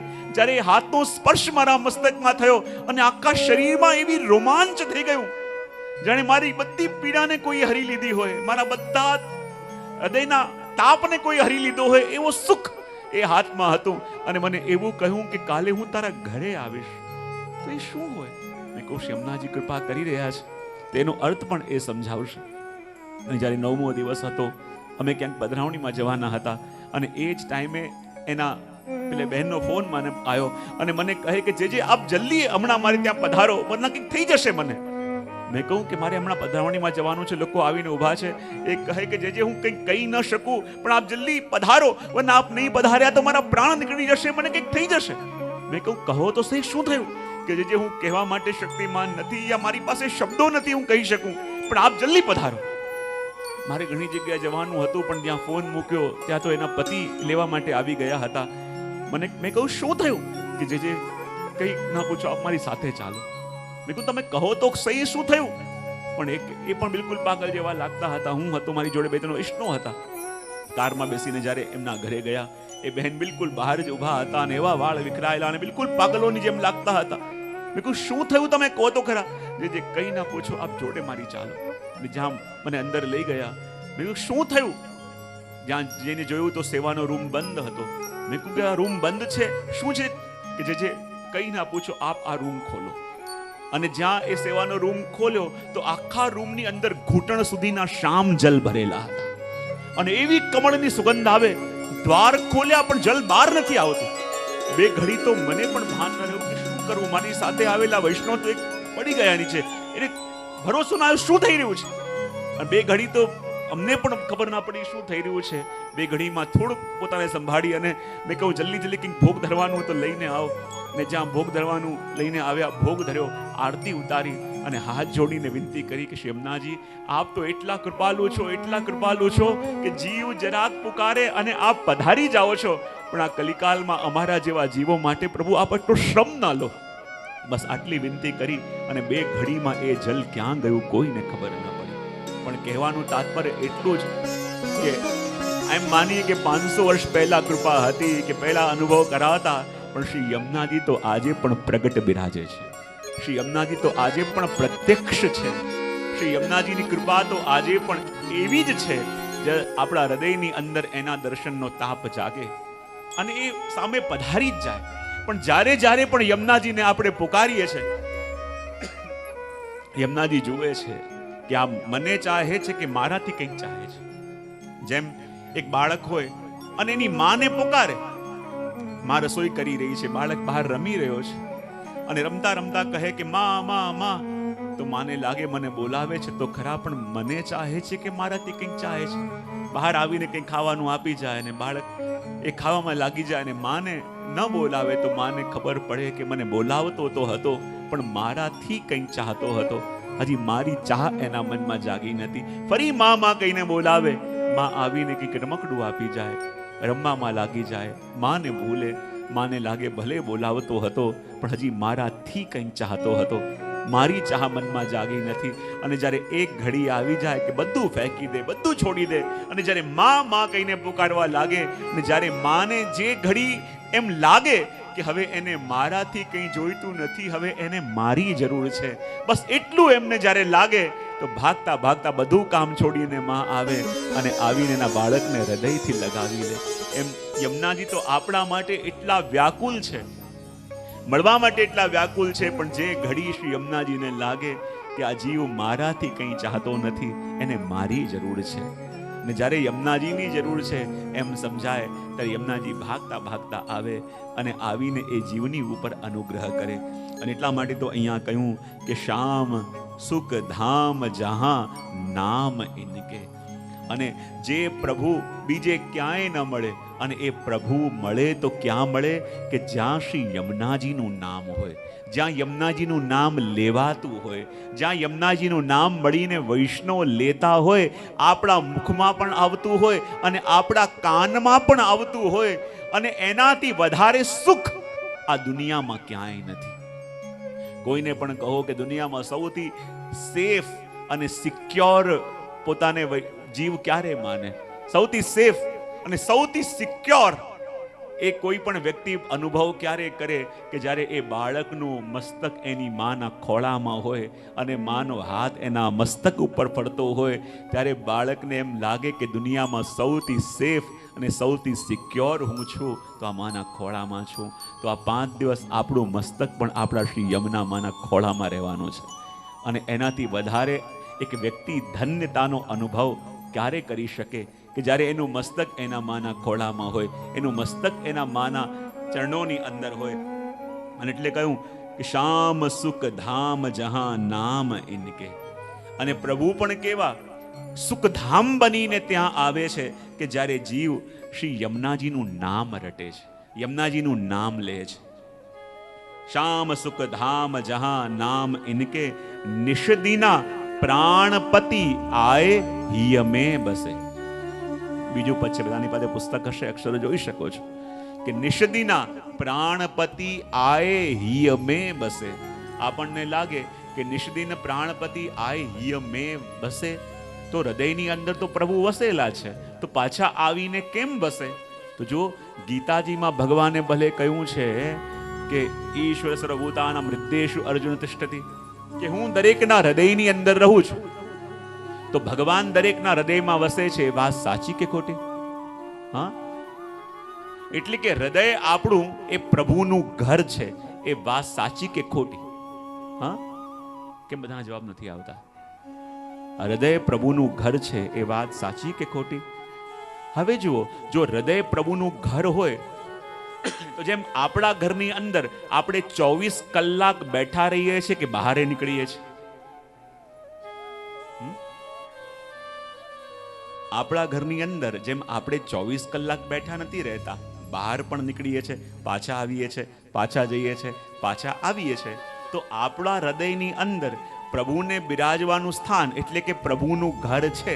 હવે જો પ્રભુનું ઘર આ હૃદય છે, તો જેમ આપણા ઘરની અંદર પણ આપણે આવ જાવ કરીએ, એમ આપણા હૃદયની અંદર પણ પ્રભુ આવ જાવ કરતા હશે કે નહીં? હા કે ના? હમણાં પ્રભુ હૃદયમાં છે અને હમણાં પ્રભુ હૃદયમાં નથી, યા બહાર ગયા છે, ખબર કેવી રીતે પડે? જો આનંદનો અભાવ જ્યારે જ્યારે અનુભવ થાય ત્યારે માનું કે પ્રભુ હૃદયથી બહાર ગયા છે. જ્યારે જ્યારે પણ જે ક્ષણમાં ચિંતા થાય, જે ક્ષણમાં ઉદ્વેગ થાય,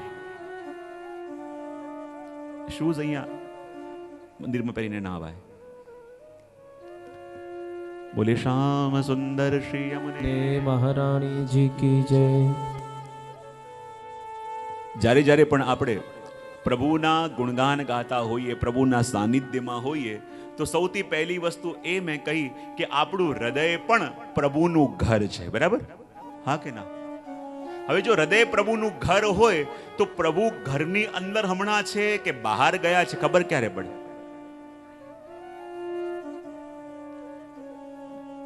પ્રભુ ઘરમાં છે એ ક્યારે સમજાય આપણને? કે હૃદયમાં છે હમણાં. આનંદ થતો હોય, બીજું હા, બીજું ઉત્સાહ, ઉલ્લાસ, બીજું કેવા સારા સારા શબ્દો મળે છે હમણાં. બીજું ભાવ, ભક્તિ, પ્રસન્નતા. આ બધું અનુભવ થતું હોય ત્યારે શું માનવાનું કે પ્રભુને આપણે પાછા હૃદયમાં બોલાવ્યા. અને જ્યારે હૃદયમાંથી બહાર ગયા હોય, જેમ કોઈ પણ વ્યક્તિ ઘરમાંથી થોડી વાર માટે બહાર તો જાય ને, ભલે એનું ઘર કહેવાય, ભલે ત્યાં રહે છે એમ કહેવાય, પણ એ બહાર તો જાય, તો જ્યારે જ્યારે પણ મનમાં ચિંતા જાગવા લાગે, ઉદ્વેગ જાગવા લાગે, સ્ટ્રેસ જાગવા લાગે, શું થશે એવી ઇનસિક્યોરિટી જાગવા લાગે, ત્યારે માનવાનું કે આ ઘર ધણી ઘર છોડીને હવે, બહુ સરસ, ઘર ધણી ઘર છોડીને બહાર ગયા. કારણ કે જુઓ, અંધકારનું કોઈ અસ્તિત્વ નથી. Absence of light is darkness. બરાબર? ચિંતા, ઉદ્વેગ, આ બધું શું છે કે જ્યારે પ્રભુ હૃદયમાંથી જાય ત્યારે એ અનુભવ થાય. તો ગયેલા પ્રભુને પાછા બોલાવીએ તો પાછો આનંદ આવે કે ના આવે? હા કે ના? તો બોલો. તો પ્રભુને આપણે દિવસભરમાં અંદર વધારે રાખીએ છીએ કે બહાર ફરતા વધારે રાખીએ છીએ?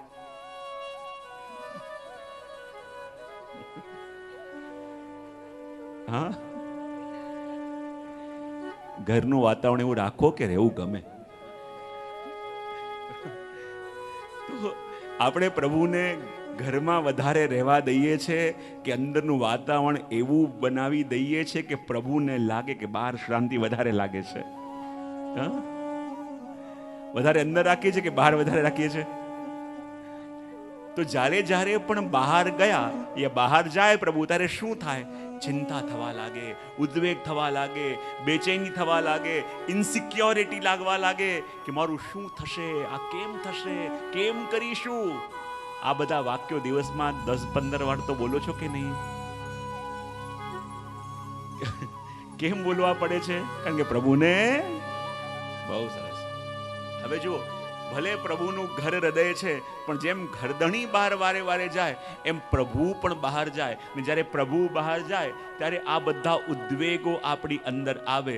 તો કહેવાય જ્યારે જ્યારે પણ ચિંતા થવા લાગે, ઉદ્વેગ થવા લાગે, ત્યારે ત્યારે માનવું કે પ્રભુ હૃદયમાંથી બહાર ગયા છે. હવે ચિંતાઓને મટાવવાનો, ઉદ્વેગને મટાવવાનો ઉપાય શું? કે એ ઘરધણી પાછા ઘરમાં આવે તો આપણે સિક્યોર થઈએ. અને એ પાછા ક્યારે આવે? તો આપણા હીરાજી કહે કે શ્યામ સુખ ધામ જહાં નામ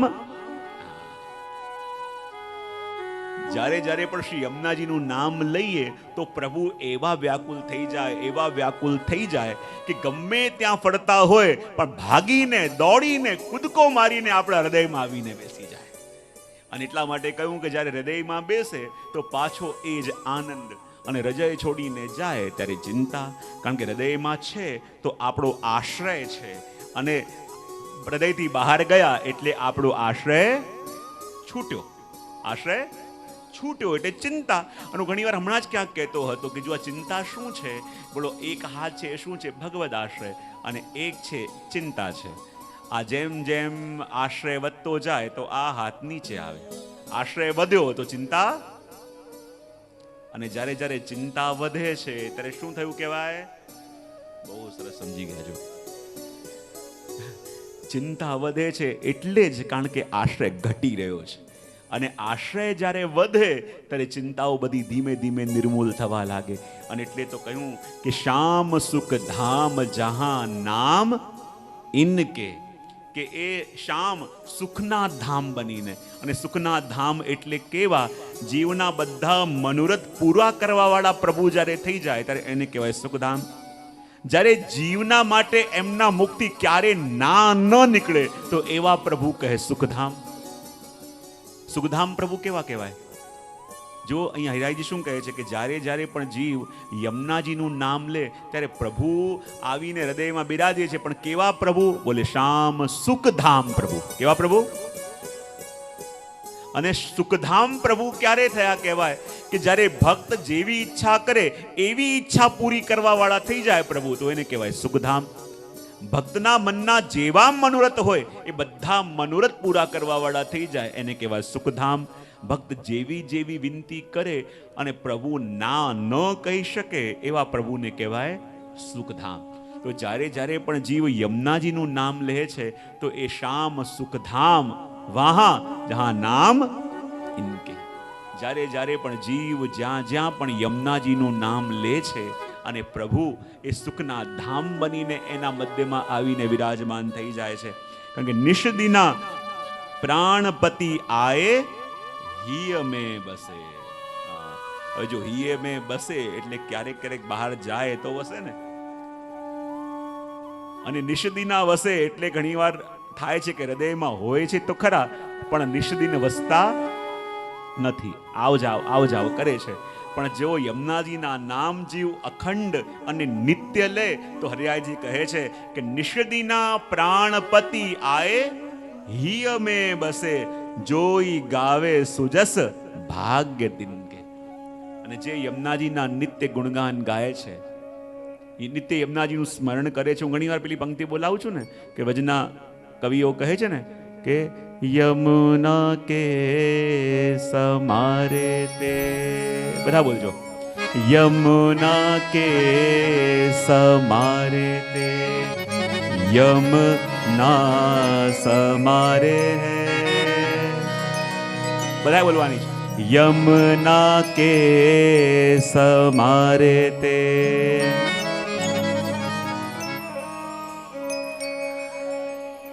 यमुना समारे है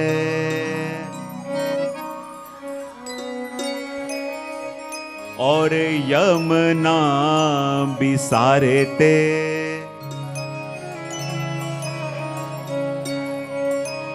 यमुना बिसारे है. એ ભગવદીઓ કહે છે કે જે જીવ યમુનાજીનું સ્મરણ કરે તો યમ એ જીવનું સ્મરણ ક્યારે પણ કરતો નથી, અને જે જીવ યમુનાને ભૂલે તો યમ એ જીવને ક્યારે પણ ભૂલતો. એટલા માટે તો અહીંયા કહ્યું કે જોઈ ગાવે સુજસ ભાગ્ય તિનકે, કે જે પણ બેસીને શ્રી યમુનાજીના ગુણગાન ગાઈ શકે તો આ એના ભાગ્ય છે. કારણ કે ઘણી વસ્તુ આપણા સામર્થ્યથી કે પુરુષાર્થથી ન મળે. જ્યારે ભાગ્યનો ઉદય થાય ત્યારે શ્રી યમુનાજીના ગુણગાન સાંભળવા મળે. એટલે કાયમ હું તો કહેતો હોઉં કે યમુનાજીના ગુણગાન જ્યારે સાંભળવા બેઠા હો તો નિશ્ચિત માનજો કે આ દિવસોમાં પ્રભુ તમારા ઉપર બહુ રીઝેલા છે, બહુ વરેલા છે. અને એવા રીઝેલા છે કે આપણને શ્રી યમુનાજીના ગુણગાન પ્રભુ કરાવી રહ્યા છે. અને એટલે કહ્યું જોઈ ગાવે સુજસ ભાગ્ય તિનકે. અને એટલા માટે આ પ્રથમ કડીનું ગાન આપણે બધા ભેગા કરીશું. એકવાર બેન ગાશે, એકવાર બધા ગાવાની છે.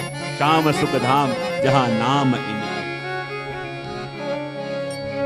श्याम सुख धाम जहाँ नाम इनके.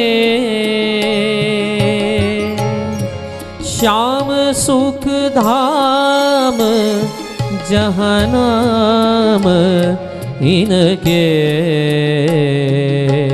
श्याम सुख धाम जहाँ नाम इनके. श्याम सुख धाम जहाँ नाम इनके.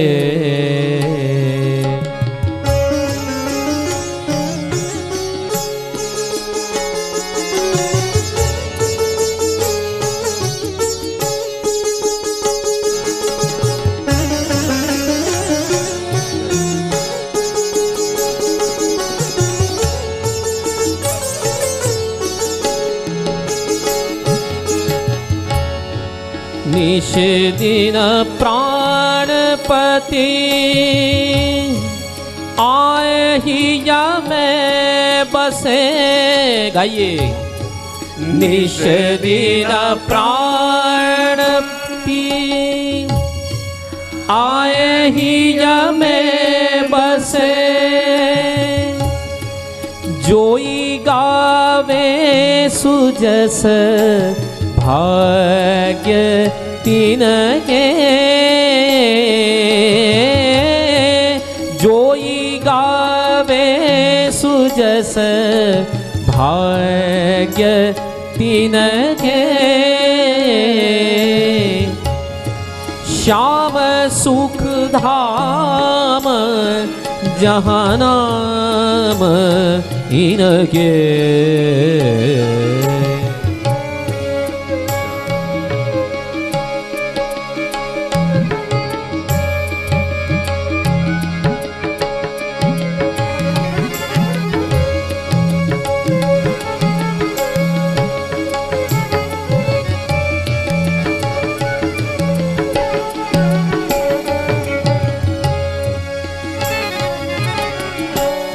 सुखधाम जहां नाम इनके. निष्दिना प्राणपति आय हीय में बसे. जोई गावे सुजस भाग्य तिनके. અને કહો ને કે આપણા પુરુષાર્થથી કે સામર્થ્યથી નહીં, આ એની કૃપા થાય તો થઈ શકે. એની કૃપા થાય તો યમુનાજીના ગુણગાનમાં બેસી શકાય. એની કૃપા થાય તો આ યમુનાજીના ગુણગાન શ્રવણ કરી શકાય. અને તે તો આગળ કહ્યું કે યેહી જગ મેં સાર. શું કહ્યું? કહત હો વારંવાર. શ્રી હરિરાય મહાપ્રભુજી શું કહે છે કે આ જગતમાં સાર હોય તો આ શ્રી યમુનાજી છે. અને જો યમુનાજી મળી ગયા અને યમુનાજીને પામી લીધા તો આ જગતની બધી રહસ્યો પ્રગટ થઈ જશે. કારણ કે યેહી જગ મેં સાર કહત હો વારંવાર. જેમ આપણું કોઈ પ્રિયજન હોય કે નિકટનું હોય તો કોઈ એકવાર કહેલી વસ્તુ ન સમજે તો એને વારે વારે કહેવી પડે ને. અને એટલા માટે હિરાયજી કહે છે કે યેહી જગ મેં સાર. જગતમાં સાર કોઈ છે તો શ્રી યમુનાજી છે. અને માટે હું વારે વારે કહું છું કે સબન કો આધાર ધન નિર્ધનન કે. અને કહેવાય આ જગતના બધા જીવોનો આધાર પણ કોઈ હોય તો શ્રી યમુનાજી છે.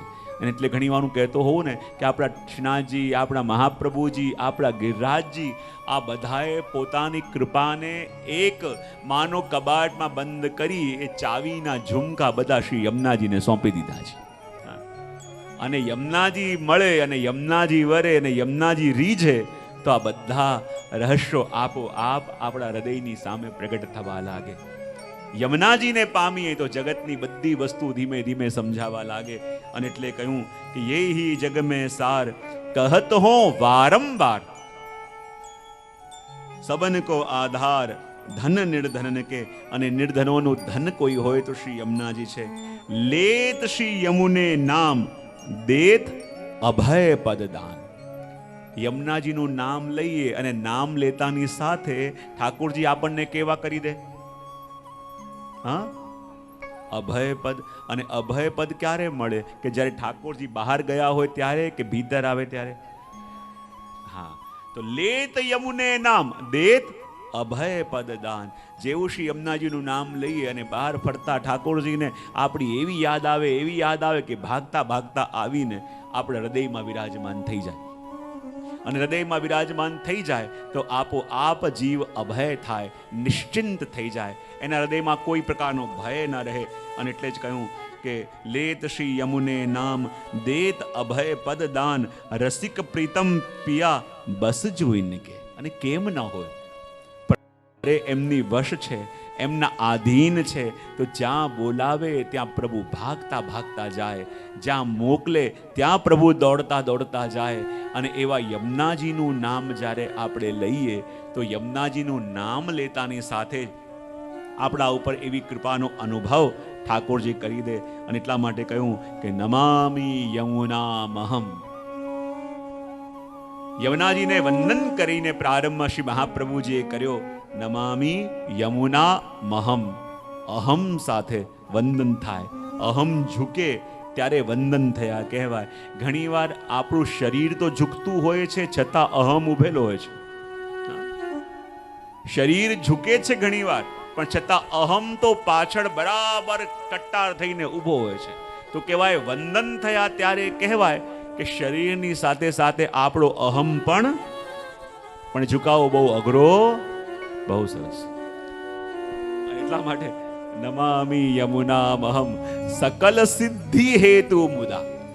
કહ્યું કે હું યમુનાજીને વંદન કરું છું. અને યમુનાજીને વંદન એટલા માટે કરું છું કે યમુનાજી કેવા છે? બોલે સકલ સિદ્ધિ હેતુ મુદા. યમુનાજી કેવા છે? બોલે સકલ સિદ્ધિના હેતુ રૂપ. કેવા છે યમુનાજી? જો યમુનાજી સિદ્ધિ આપે છે એટલે જ ભજવા જોઈએ એવું નથી, પણ જ્યારે સૂર્ય ઉગે તો તડકો સહજ આવે કે ન આવે? જ્યારે સૂરજ ઉગે તો પ્રકાશ સહજ આવે કે ન આવે? જ્યારે સૂરજ ઉગે તો ગરમાવો સહજ અનુભવ થાય કે ન થાય? જ્યારે સૂરજ ઉગ્યો તો આ બધું આવવાનું છે. એમ શ્રી યમુનાજી પણ જ્યારે જીવની ઉપર રીઝે કે કૃપા કરે તો સહજ રીતે એને સકળ સિદ્ધિઓનું દાન પ્રાપ્ત થઈ જાય છે. આપતા નથી, અપાઈ જાય છે. આ મેળવતો નથી જીવ, સહજ રીતે પ્રગટ થઈ જાય છે. જેમ સૂરજનું ઉગવું અને પ્રકાશ થવો એ જેમ સહજ છે, એ જ રીતે શ્રી યમુનાજીનું પણ આપણે ગુણગાન કહીએ તો આ અષ્ટ સિદ્ધિ સહજ રીતે જીવને ફલિત થઈ જાય છે. એ વાત આપણા આચાર્યોએ આપણને કહી છે. અને શહેરાએ મહાપ્રભુજી બતાવે છે ને કે આ અષ્ટ સિદ્ધિ કઈ છે. સૌથી પહેલા આપણને બતાવ્યું કે ભગવત સેવા ઉપયોગી દેહની પ્રાપ્તિ. પહેલી સિદ્ધિ કઈ? એકવાર બોલી તો જાઓ. હા, ભગવત સેવા ઉપયોગી દેહની પ્રાપ્તિ.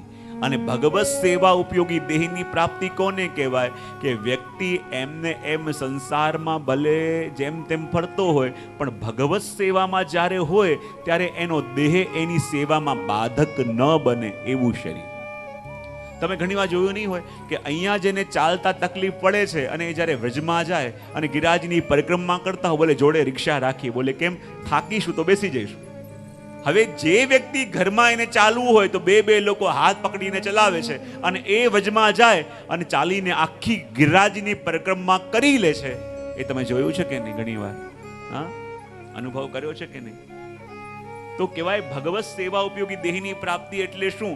ભગવત સેવામાં જે દેહ બાધક ન બને, ભગવત સેવામાં ક્યારે વિક્ષેપ રૂપ ન બને, એવા દેહની પ્રાપ્તિ કરાવવા વાળા પણ શ્રી યમુનાજી છે.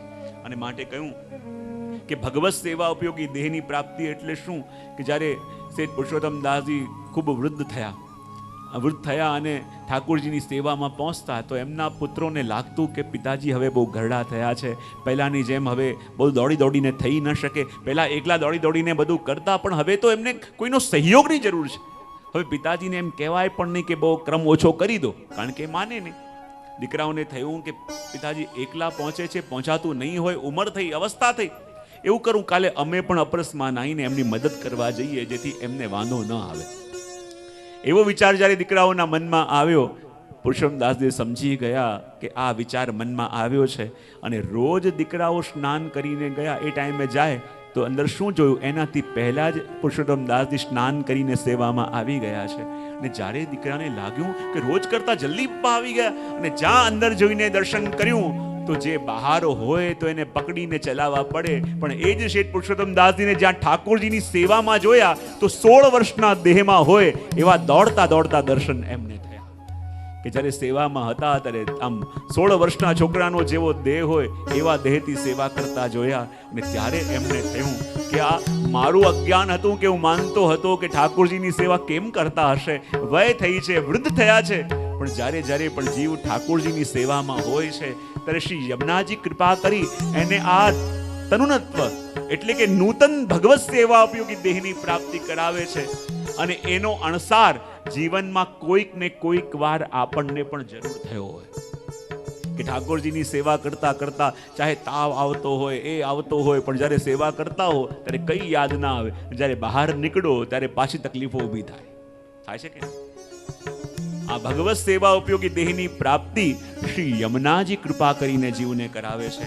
અને બીજું કહ્યું કે આ ભગવત સેવા ઉપયોગી દેહની પ્રાપ્તિ શું, મેં આજે અમે ચેન્નઈમાં કથા અમારી ચાલતી હતી અને બાજુમાં જ એક બહુ વૃદ્ધ માજી કાવેરીમાં કરીને રહેતા હતા. અને રોજ જાણો છો તમે કાવેરીમાં, હા, એટલે એ રહેતા હતા ત્યાં, અને લગભગ ઉંમર એમની 102 કેવી કંઈક ઉંમર હતી. અને ત્યાં હિંડોળાના દિવસો ચાલતા હતા અને એમનું ઘર એવું ઉપર, અને જ્યારે પ્રવચન પૂરું થાય તો નીચે ઉતરીને અને પછી આવીને વિનંતી કરે છે જે આપ અમારે ત્યાં હિંડોળામાં પધારો. અને જ્યારે પધરામણીમાં ગયા, લગભગ 3 કે 4 માળે એમનું ઘર, અને લિફ્ટે નહીં. અને આ 102 વર્ષના માજી રોજ ચડીને આવે, રોજ ઉપર જઈને આવે. અને જ્યારે ઉપર ગયા અમે, અને જ્યારે જોયું તો એમના લાલન આટલા નાના, અને આટલા નાના લાલનને જે ભારે શૃંગાર એ ધરાવતા હતા, અને આખો હિંડોળો ને એટલો સુંદર એમને ભર્યો હતો. અને લાગ્યું કે આ 102 વર્ષના, ન એને ચશ્મા, ન એને કોઈ દેહ અધ્યાસ. અને જ્યારે પૂછ્યું કે તમે તમારા બાળકો પાસે નથી રહેતા, એકલા કેમ રહો છો, એમના દીકરાઓએ કહ્યું કે જ્યારે જ્યારે ઠાકોરજીથી દૂર અમારા ઘરે લઈ જઈએ ત્યારે એવા માંદા થઈ જાય કે ચાલી ન શકે, ત્યારે અમારે અહીંયા આવીને મૂકી જવા પડે, એટલે આપોઆપ દોડતા થઈ જાય. અને ત્યારે આપણને લાગે કે ભગવત સેવા ઉપયોગી દેહ જ્યારે મળે છે ત્યારે દેહ અધ્યાસ ક્યારે બાધક થતો નથી. અને એટલા માટે કહ્યું કે સૌથી પહેલી સિદ્ધિ બતાવી કે ભગવત સેવા ઉપયોગી દેહની પ્રાપ્તિ, યાની પ્રભુની લીલામાં પ્રવેશ જીવનો થાય ત્યારે એને પ્રથમ સિદ્ધિ પ્રાપ્ત થઈ એમ કહેવાય. બીજી સિદ્ધિ છે ભગવત લીલા દર્શન. કઈ સિદ્ધિ? ભગવત લીલા દર્શન, કે ઠાકોરજી જે પણ લીલા કરી રહ્યા છે એ લીલા પ્રભુની પ્રગટ ચાલી રહી છે. અને પ્રગટ ચાલી રહી છે, પણ ઘણીવાર આપણને સમજાય અને ઘણીવાર અને વધારે પડતું આપણને ન સમજાય. એટલે ખોટી આશામાં ન રહીએ ને. એટલે ભગવત લીલાના દર્શન, પણ જે પણ થઈ રહ્યું છે એને ભગવત લીલા તરીકે જોવાની અને જાણવાની અનુભૂતિ કેમ કરીને થાય? જ્યારે શ્રી યમુનાજી કૃપા કરે. જો ઠાકોરજી બિરાજતા હોય ત્યાં જ્યાં એક એક ખિલોના હોય, એક એક પીછવાઈ, એક એક પડદા, એક એક બધી વસ્તુ છે ને, એ બધી પ્રભુની લીલા સામગ્રી છે. અને ઠાકોરજીના લીલા સામગ્રી સહિતના દર્શન આપણે કરીએ એ સાચા અર્થમાં પ્રભુની લીલાના દર્શન કહેવાય. જ્યારે જ્યારે પણ આપણે ખાલી પ્રભુના દર્શન કરીને પાછા આવી જઈએ અને આસપાસ લીલા સામગ્રી શું હતી એ ન જોયું તો પણ હજી એ અપૂર્ણ કહેવાય. અને એટલા માટે પ્રભુની પ્રગટ લીલાના દર્શન જ્યારે થાય અને લીલા જે થઈ રહી છે એનો અનુભવ આપણે કરી શકીએ ત્યારે એ બીજી સિદ્ધિ પ્રાપ્ત થઈ કહેવાય. ત્રીજી સિદ્ધિ કઈ? ભગવદ રસાનુભવ. ત્રીજી કઈ વસ્તુ કઈ? અને ભગવદ રસાનુભવ એટલે ઠાકોરજીની લીલાનો પ્રગટ અનુભવ થવો. અને પ્રગટ અનુભવ થાય અને એ જીરવાની આપણી અંદર ક્ષમતા પણ હોવી જોઈએ, ત્યારે એનો અનુભવ કરી શકીએ. ચોથું કયું? સર્વાત્મ ભાવ. કયું? સર્વાત્મ ભાવ એટલે જ્યાં જોઈએ ત્યાં પ્રભુની લીલાનો અનુભવ થવો, એ પ્રગટ લીલાના દર્શન થવા, એ સર્વાત્મ ભાવ કહેવાય. આગળ કહું ભગવદ આવિષ્ટ દેહની પ્રાપ્તિ, ઠાકોરજીનો આવેશ જેની અંદર આવે એવા દેહની પ્રાપ્તિ એ પણ શ્રી યમુનાજી કૃપા કરે ત્યારે જીવને પ્રાપ્ત થાય. છઠ્ઠું કહ્યું પરાવ્રત એટલે કે આ ચક્ષુઓ દ્વારા ભક્તના હૃદયમાં બિરાજતા પ્રભુના દર્શન થવા. સાતમું કહ્યું કે ભક્તને ભગવાનના ભાવાત્મક સ્વરૂપના દર્શનનો અનુભવ. અને આઠમું કહ્યું કે વિરહ દશામાં સર્વત્ર ભગવાનના અનુભવ થવા. આ આઠે સિદ્ધિનું દાન કરવાવાળા શ્રી યમુનાજી છે. એટલે માટે તો કહ્યું નમામિ યમુનામહં સકલ સિદ્ધિ હેતુ મુદા મુરારી પદ પંકજ સુરત મંદરેણોત્કટા તટસ્થ નવકાનન પ્રકટ મોદ પુષ્પાંબુના સુરાસુર સુપૂજિત સ્મરપિતો શ્રી અંબે પ્રતિ સ્મરપિતો શ્રી અંબે પ્રતિ સ્મરપિતો શ્રી અંબે પ્રતિ. તો અહીંયા શ્રી મહાપ્રભુજીએ કહ્યું નમામિ યમુનામહં સકલ સિદ્ધિ હેતુ મુદા. યમુનાજીને વંદન કરીએ તો વંદન કર્યા ક્યારે કહેવાય કે જ્યારે પ્રસન્નતાપૂર્વક કરેલા હોય ત્યારે. મુદા શબ્દ છે. યમુનાજીને વંદન કરેલા ક્યારે કહેવાય કે જ્યારે પ્રસન્નતાપૂર્વક કરીએ ત્યારે.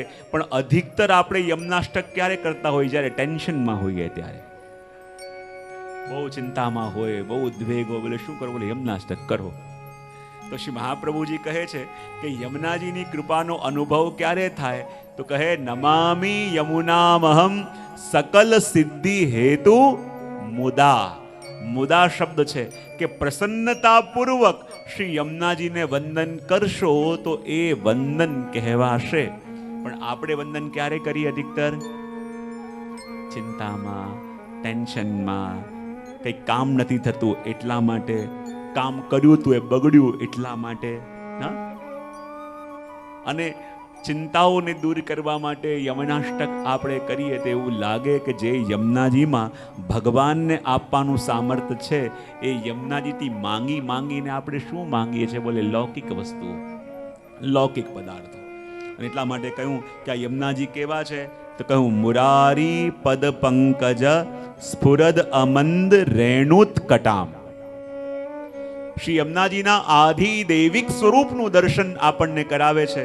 અને કહ્યું છે કે યમુનાજી કેવા છે? બોલે મુરારી પદ પંકજ સ્ફુરદ અમંદ રેણુત્કટામ. કહેવાય મહાપ્રભુજી કહે છે કે યમુનાજીનું સ્વરૂપ એવું છે કે જેમાં જલ ઓછું અને રજ વધારે છે. કેવું સ્વરૂપ છે? તમે ગોકુલ ઇત્યાદિ જાઓ તો આ સ્વરૂપના દર્શન થાય કે ન થાય? હા, જેમાં જલ ઓછું અને રજ વધારે. તો કહેવાય કે શ્રી યમુનાજીનું સ્વરૂપ કેવું? સ્ફુરદ એટલે કે જલ, અને એ કેવું છે? અમંદ. સ્ફુરદ મંદ, મંદ છે, ઓછું છે. અને રેણુ ઉત્કટામ, રેણુ એટલે રજ વધારે છે. તો અહીંયા કહ્યું કે શ્રી યમુનાજીએ પોતાનું સ્વરૂપ કેવું રાખ્યું છે કે જે સ્વરૂપની અંદર જલ ઓછું છે અને રજ, તો કહેવાય કે જલ ઓછું રાખી રજ વધારે કેમ રાખ્યું? તો આપણે કહીએ ને કે પેલો પ્રસંગ જાણે તો આપણે કે જ્યારે ઠાકોરજીના વસ્ત્ર અને શૃંગાર યમુનાજીએ ધારણ કર્યા તો ઠાકોરજીનું સકલ ઐશ્વર્ય ક્યાં આવી ગયું? યમુનાજીમાં. અને જ્યારે પ્રભુએ યમુનાજીને કહ્યું કે મારું સકલ ઐશ્વર્ય આજથી આપની અંદર આવ્યું છે, તો યમુનાજી હાથ જોડીને કહ્યું પ્રભુ મારે આપની સમકક્ષ થવું નથી, મારે તો આપના સેવામાં રહેવું છે. અને સમકક્ષ થઈ જઈશ તો કદાચ સેવા ભાવ છૂટી જાય. તો પ્રભુ એવું કરો કે આ ઐશ્વર્ય આપ ઓર કોઈ સ્થાનમાં રાખો. તો પ્રભુ કહે કે આપ ન રાખો તો આ ઐશ્વર્ય હું ક્યાં રાખું? ત્યારે યમુનાજી કહે કે આ બે સ્થાનની અંદર આપનું અને મારું સકલ ઐશ્વર્ય આપ રાખી દો. તો પ્રભુ કહ્યું ક્યાં? તો યમુનાજી કહ્યું એક તો મારા નામ યમુનામાં અને બીજું મારા તટ પર રહેલી રજમાં. કે જે આ બેનો આશ્રય કરશે એને મારા એ ઐશ્વર્યનો અનુભવ થશે. કઈ બે જગ્યાએ રાખ્યું? એક તો યમુનાજીના નામમાં અને બીજું યમુનાજીના રજમાં. આ બે જગ્યાએ શ્રી યમુનાજીનું સકળ ઐશ્વર્ય સમાયેલું છે. અને સકળ ઐશ્વર્ય સમાયેલું હોવાને કારણે યમુનાજીએ પોતાના સ્વરૂપમાં જલ ઓછું કરી દીધું અને રજ વધારે. મહાપ્રભુજી કહે કે જલ ઓછું કરી રજ વધારે કેમ રાખી? તો કહેવાય કે જલની અંદર અંતરાય કરવાનો દોષ છે. કયો? અંતરાય એટલે બે લોકોને અલગ અલગ રાખવા. એક આ તટ પર હોય અને બીજું પહેલા તટ પર હોય, બંનેને તરતા ન આવડતું હોય તો એકબીજાને મળી શકે? યાની જલ શું કરે? બોલે અંતરાય. અને જલનો સ્વભાવ અંતરાયનો છે કે જે પ્રિયનો વિયોગ કરાવે. અને આ અંતરાય રૂપી દોષ કેવી રીતે આવ્યો? તો મહાપ્રભુજી કહે કે મૂર નામના દૈત્યના સંગથી આ જલમાં અંતરાય કરાવવાનો દોષ આવ્યો. કોના સંગથી? મૂર નામના દૈત્યથી. કારણ કે જે મૂર અંદર રહેતો જલમાં અને આ તરફ 16,000 કન્યાઓને ભગવાનને મળવું હોય તો મળવા દેતો નહીં. યાની એનું કાર્ય શું? બોલે અંતરાય કરવાનું. અને જલ જેમ અંતરાય કરે એમ આ મૂર પણ અંતરાય કરે. અને એટલા માટે યમુનાજીએ જલ ઓછું રાખ્યું અને રજ અધિક રાખી. અને રજ અધિક કેમ રાખી?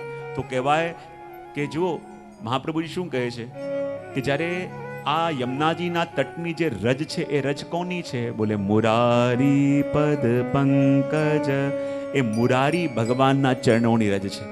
અને મુરારી ભગવાનના ચરણોની રજ યમુનાજીએ પોતાના તટ પર વધારે કેમ રાખી છે? તો કહે છે કે જ્યારે પ્રભુએ મૂરને માર્યો ત્યારે શું કહેવાયા? હા, મુરારી. અને જ્યારે મૂરને માર્યો અને મુરારી કહેવાયા તો કહેવાય મૂરને જલમાંથી તો ભગાવ્યો પણ મૂર ગયો નહીં, પણ જઈને સંતાયો. બોલે ક્યાં સંતાયો? તો કહે છે વૈષ્ણવના હૃદયમાં. ક્યાં સંતાયો? જરા ભાવથી બોલો તો ખરા. અંદર રહેલા મૂરને કેવો આનંદ આવે. અને કહેવાય કે આ મૂર એટલે શું? તો મહાપ્રભુજી કહે છે દૈત્ય પંચશિરાજલાત. બોલે આ 5 માથાવાળો દૈત્ય એને કહેવાય મૂર. અને 5 માથા કયા? બોલે કામ, ક્રોધ, મોહ, મદ અને મત્સર. અને આ 5 માથાવાળો દૈત્ય આવીને બેઠો ક્યાં છે? આપણા અચ્છા બહુ સરસ આપણા હૃદયમાં આવીને બેઠો છે 5 માથાવાળો દૈત્ય. અને 5 માથાવાળો દૈત્ય હૃદયમાં આવીને બેઠો છે. અને મૂરનું કામ શું? બોલે બે લોકોને મળવા ન દેવા.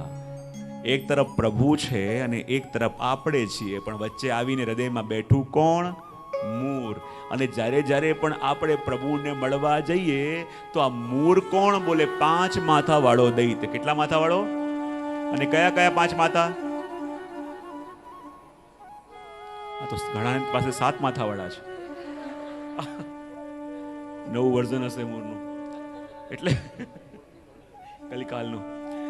અને એટલા માટે આ 5 માથાવાળો દૈત્ય મૂર આવીને આપણા હૃદયમાં બેસે તો આ મૂર નામનો દૈત્ય જે 5 માથાવાળો છે આપણા હૃદયમાં બેઠો છે, અને એનું કામ શું? કે ભક્તને ભગવાનને મળવા દેવું. તો જ્યારે આપણે ઠાકોરજીની સેવા કરતા હોય તો ઘણીવાર ક્રોધ નામનું માથું મૂર ઊંચું કરે. સેવા કરતા કરતા ક્રોધ આવે છે કે નહીં? હા કે ના તો પાડો. આવે છે તો એનો મતલબ હજી મૂર અંદર. બહુ સરસ. બીજું ક્યારેક ક્યારેક ઠાકોરજીની સેવા કરતા કરતા આપણને રાગ પણ જાગે છે, દ્વેષ પણ જાગે છે, ઈર્ષા પણ જાગે છે. જાગે છે કે નહીં? અને દ્વેષ ઈર્ષા જાગે ત્યારે માનવાનું કે આ મોહ મદ મત્સર નામના માથા મૂરે ઊંચા કર્યા.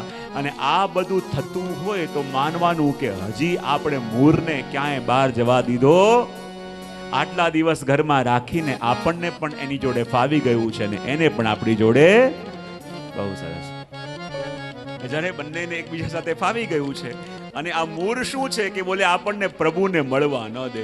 અને આ મૂળ એનું માથું ઊંચું ત્યારે જ કરે કે જ્યારે આપણે પ્રભુની બાજુમાં બેઠા હોય. અને માનજો કે દિવસભરમાં સૌથી વધારે ગુસ્સો ક્યારે કરો છો કે જ્યારે ઠાકોરજીની, આ સેન્ટેન્સ હું નથી પૂરો કર્યો, તમે પૂરો કર્યો છે. ઠાકોરજીની સેવામાં બેઠા હો છો ત્યારે ગુસ્સો આપણે કરતા હોઈએ છીએ. અને એ પણ આમ, હું સેવા કરું છું ને તમે આમ કરો છો, હું સેવા કરું છું ને તમે આવો અવાજ કરો છો, હું સેવા કરું છું ને આ ટીવી મોટેથી ચાલુ કર્યું છે, હું સેવા કરું છું ને આમ કરો છો. આવા બધા ધ્વનિઓ ઘરની અંદર ગૂંજતા હોય છે કે નહીં? બોલે એનો મતલબ શું કે જ્યાં બેઠા છીએ એના સિવાયનું આપણને બધું, એના સિવાયનું બધું સંભળાય છે, એના સિવાયનું બધું દેખાય છે, એના સિવાયનું બધું અનુભવાય છે. બસ ખાલી જેને જોવા જોઈએ એ દેખાતા. બહુ સરસ. એનો મતલબ એમ કે હજી એ મૂળ આપણા હૃદયની અંદર બેઠો છે. હવે જો એ મૂળને બહાર કાઢીએ તો જ આપણો અને પ્રભુનો મિલન થઈ જાય. અને જો મૂળ બહાર ન નીકળે તો આપણો અને પ્રભુનો મિલન થવા ન દે. તો કહ્યું કે આ મૂળ બહાર જાય કેવી રીતે? કે ઘણીવાર આપણને એમ થાય પણ ખરા, ને આટલો સત્સંગ કર્યો, આટલું પાઠ કરીએ, આટલું વાંચન કર્યું, આટલી યાત્રા કરાઈ આવ્યા, એટલે હવે તો અંદર મૂળ ન હોવું જોઈએ. ઘણીવાર વિચાર આવે હવે તો ન આવવું જોઈએ. પણ જરાક કોઈ આપણને આવીને કહી જાય કે પેલો તારા માટે આવું બોલતો હતો, ને ત્યાં જ અંદર રહેલો મૂળ આમ જયારે સોંફ પણ ઉઠા કરીને કાલી જાગ્યો હોય તે મૂળ જાગે. અને આપણને કહે કે ભાઈ બ્રહ્મા ન રહેતો હું હજી ક્યાંય ગયો નથી તારી. અને એ મૂળ આપણને વારે વારે રિમાઇન્ડ કરાયા કરે. ઘણી જ્યારે ભૂલી જઈએ કે અંદર છું તો આપણને લાગે કે આ મૂળ આવ્યો છે તો આપણને ઠાકોરજીથી જોડવા દેશે નહીં, કે જોડાવા દેશે નહીં. કારણ કે જ્યારે જ્યારે પણ પ્રભુની સન્મુખ બેસીએ તો આપણને એનાથી દૂર કરવા માટે ઘણીવાર ક્રોધનો આવેશ આવી જાય, ઘણીવાર દ્વેષ આવી જાય, ઈર્ષા આવી જાય. તો શું કરવું? તો યમુનાજી કહે કે એટલા માટે જ મહાપ્રભુ યમુનાજીએ પોતાના સ્વરૂપમાં જલ ઓછું રાખી અને રજ વધારે રાખી. બોલે રજ વધારે કેમ રાખી? તો મહાપ્રભુજી કહે કે આ રજ એ સાધારણ રજ નથી. આ રજ કઈ છે? મુરારી પદ પંકજ. કોની રજ છે? મુરારી ભગવાનની રજ. અને ભગવાન મુરારી ક્યારે બન્યા? કે જ્યારે એમણે મૂળને માર્યો. મૂળને માર્યો ત્યારે ભગવાન મુરારી કહેવાયા. માટે આમાં કૃષ્ણ પદ પંકજ કે ગોવિંદ પદ પંકજ ન કહી, શું કહ્યું? મુરારી પદ પંકજ સુરદ મંદરેણોત્કટા તટસ્થ નવકાનન પ્રકટ મોદ પુષ્પાંબુના સુરાસુર સુપૂજિત સ્મરપિતો શ્રી અંબે વ્રતે. સ્મરપિતો શ્રી અંબે વ્રતે. સ્મરપિતો શ્રી અંબે વ્રતે. અને એટલા માટે મહાપ્રભુજી કહે છે કે યમુનાજીએ આપણા જેવા જીવોની ઉપર કૃપા કરવા કે આપણા બધાના હૃદયમાં મૂળ વસેલો છે, ને જ્યાં સુધી મૂળ વસેલો છે ત્યાં સુધી પ્રભુથી જોડવા દેશે નહીં. અને એટલે યમુનાજીએ જલ ઓછું રાખી, રજ વધારે રાખ્યું. કારણ કે રજ બીજું કોઈ નહીં, એ મુરારી ભગવાનના ચરણોની રજ છે. ને જ્યારે યમુનાજીના તટ ઉપર આપણે જઈએ તો આપણો સંબંધ પેલા જલથી થાય કે રજથી?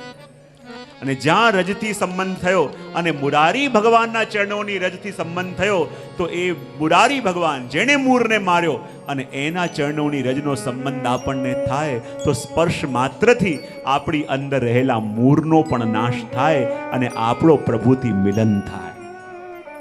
અને એટલા માટે યમુનાજીએ પોતાના જલમાં જલ ઓછું અને રજ વધારે રાખી.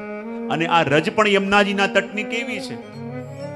મેં ક્યાંક સાંભળ્યું હતું કે એક કોઈ યાત્રી ચાલતો ચાલતો જતો હતો ભુજમાં, અને એણે જોયું કે ઘણા બધા ભૂત પ્રેત નાચી રહ્યા છે. અને ઘણા બધા ભૂત પ્રેતને નાચતા જોયા. એ યાત્રી એને કહ્યું, તમે કેમ નાચી રહ્યા છો? ત્યારે એક વૃદ્ધ પ્રેત જે હતું એણે કહ્યું કે આજે અમારી દીકરીના લગ્ન છે. અને એની દીકરી જે હતી એ પણ પ્રેત હતી. બોલે કોની સાથે છે? સામે બતાવ્યો, જો યમુનાજીના તટ ઉપર પેલો ચાલતો ચાલતો આવે છે એની સાથે. પેલો મુસાફર કહે, શું વાત કરો છો? તમારી દીકરી તો પ્રેત છે અને એ તો જીવિત છે, તો જીવિત સાથે એક પ્રેતના લગ્ન કેમ કરીને થઈ શકે? ત્યારે પેલા વૃદ્ધ પ્રેતે કહ્યું કે જો એ જે સામે ચાલીને આવે છે એ આ સંસારનો સૌથી અધમમાં અધમ વ્યક્તિ છે. એક પણ એવો અપરાધ, એક પણ એવો દોષ નહીં હોય જે એણે કર્યો નહીં હોય. અને હમણાં થોડી ક્ષણોની અંદર એની મૃત્યુ છે. અને જેવો મરશે, મરીને એ પ્રેત બનશે. અને જેવો પ્રેત બનશે તો અમારી કન્યાના લગ્ન એની સાથે કરીશું. અને જ્યાં આ વાત એણે પૂરી કરી અને પેલા યાત્રીએ જોયું કે જે પેલો અધમ વ્યક્તિ યમુનાજીના તટ ઉપર ચાલતો ચાલતો આવતો હતો, સામેથી એક ભયંકર મોટો બળદ ભાગતો ભાગતો આવ્યો અને આવીને એણે પોતાના બંને શિંગડા પેલા અધમના પેટમાં ઘુસાડી દીધા. અને પેલો અધમ વ્યક્તિ ત્યાં તડપી તડપીને મરી ગયો. અને પેલા યાત્રીએ કહ્યું, બિલકુલ પેલા પ્રેતે જેવી રીતે કહ્યું બરાબર એવી રીતે મરી ગયો. હશે આપણે શું, ચાલવા નીકળી ગયો. થોડી વાર તે સાંજે પાછો આવ્યો તો શું જોયું? બધા પ્રેત બેઠા બેઠા રડતા હતા. અને ફરી આવીને પેલા વૃદ્ધ પ્રેતને કહ્યું, અરે તમે કેમ રડો છો? તમારી તો દીકરીના લગ્ન હતા. બોલે લગ્ન થઈ ન શક્યા. બોલે શું વાત કરો છો? મારી સામે પેલો અધમ વ્યક્તિ ચાલતો ચાલતો આવતો હતો, પેલા બળદે શિંગડા ઘુસાડ્યા, તડપી તડપીને મરી ગયો. ત્યારે પેલા પ્રેતે કહ્યું, એ મર્યો તો ખરા પણ પ્રેત ન બન્યો. બોલે કેમ? કે જ્યારે એ યમુનાજીના તટ ઉપર ચાલતો ચાલતો આવતો હતો અને સામેથી પેલો બળદ ભાગતો ભાગતો આવ્યો તો બળદે પહેલા પોતાના શિંગડા યમુનાજીના રજમાં ભોક્યા અને એ રજ એના શિંગડામાં લાગી અને એ જ શિંગડા જાલે પેલા દુષ્ટના અધમના પેટમાં ગયા તો યમુનાજીના રજની સંબંધ માત્રથી પેલા દુષ્ટનો પણ ઉદ્ધાર થઈ ગયો અને મર્યો તો ખરા પણ પ્રેત ન બન્યો. તો એમ આ યમુનાજીના તટની રજ શું છે? રેણુ ઉત્કટામ. એટલા માટે પણ કહ્યું કે આ રજ માત્ર પ્રભુની નહીં, આ ગોપીજનોની અને વ્રજભક્તોના ચરણોની રજ પણ છે. એટલે જ રજ માટે ઉત્કટ શબ્દનો ઉપયોગ કર્યો કે ખાલી પ્રભુની હો તો સમજાત. આ માત્ર પ્રભુની નહીં, આ ગોપીજનોની રજ પણ છે. આ એ રજ છે કે જ્યારે અક્રૂરજી પણ વ્રજમાં આવ્યા અને જે રજમાં લોટ્યા હતા. કારણ કે આ રજ માથે લાગશે તો પ્રભુના દર્શન થશે. અરે ઉદ્ધવજી પણ જ્યાં લોટ્યા હતા કે આ રજ લાગશે તો પ્રભુની વ્રજમાં ઉપસ્થિતિનો અનુભવ થશે.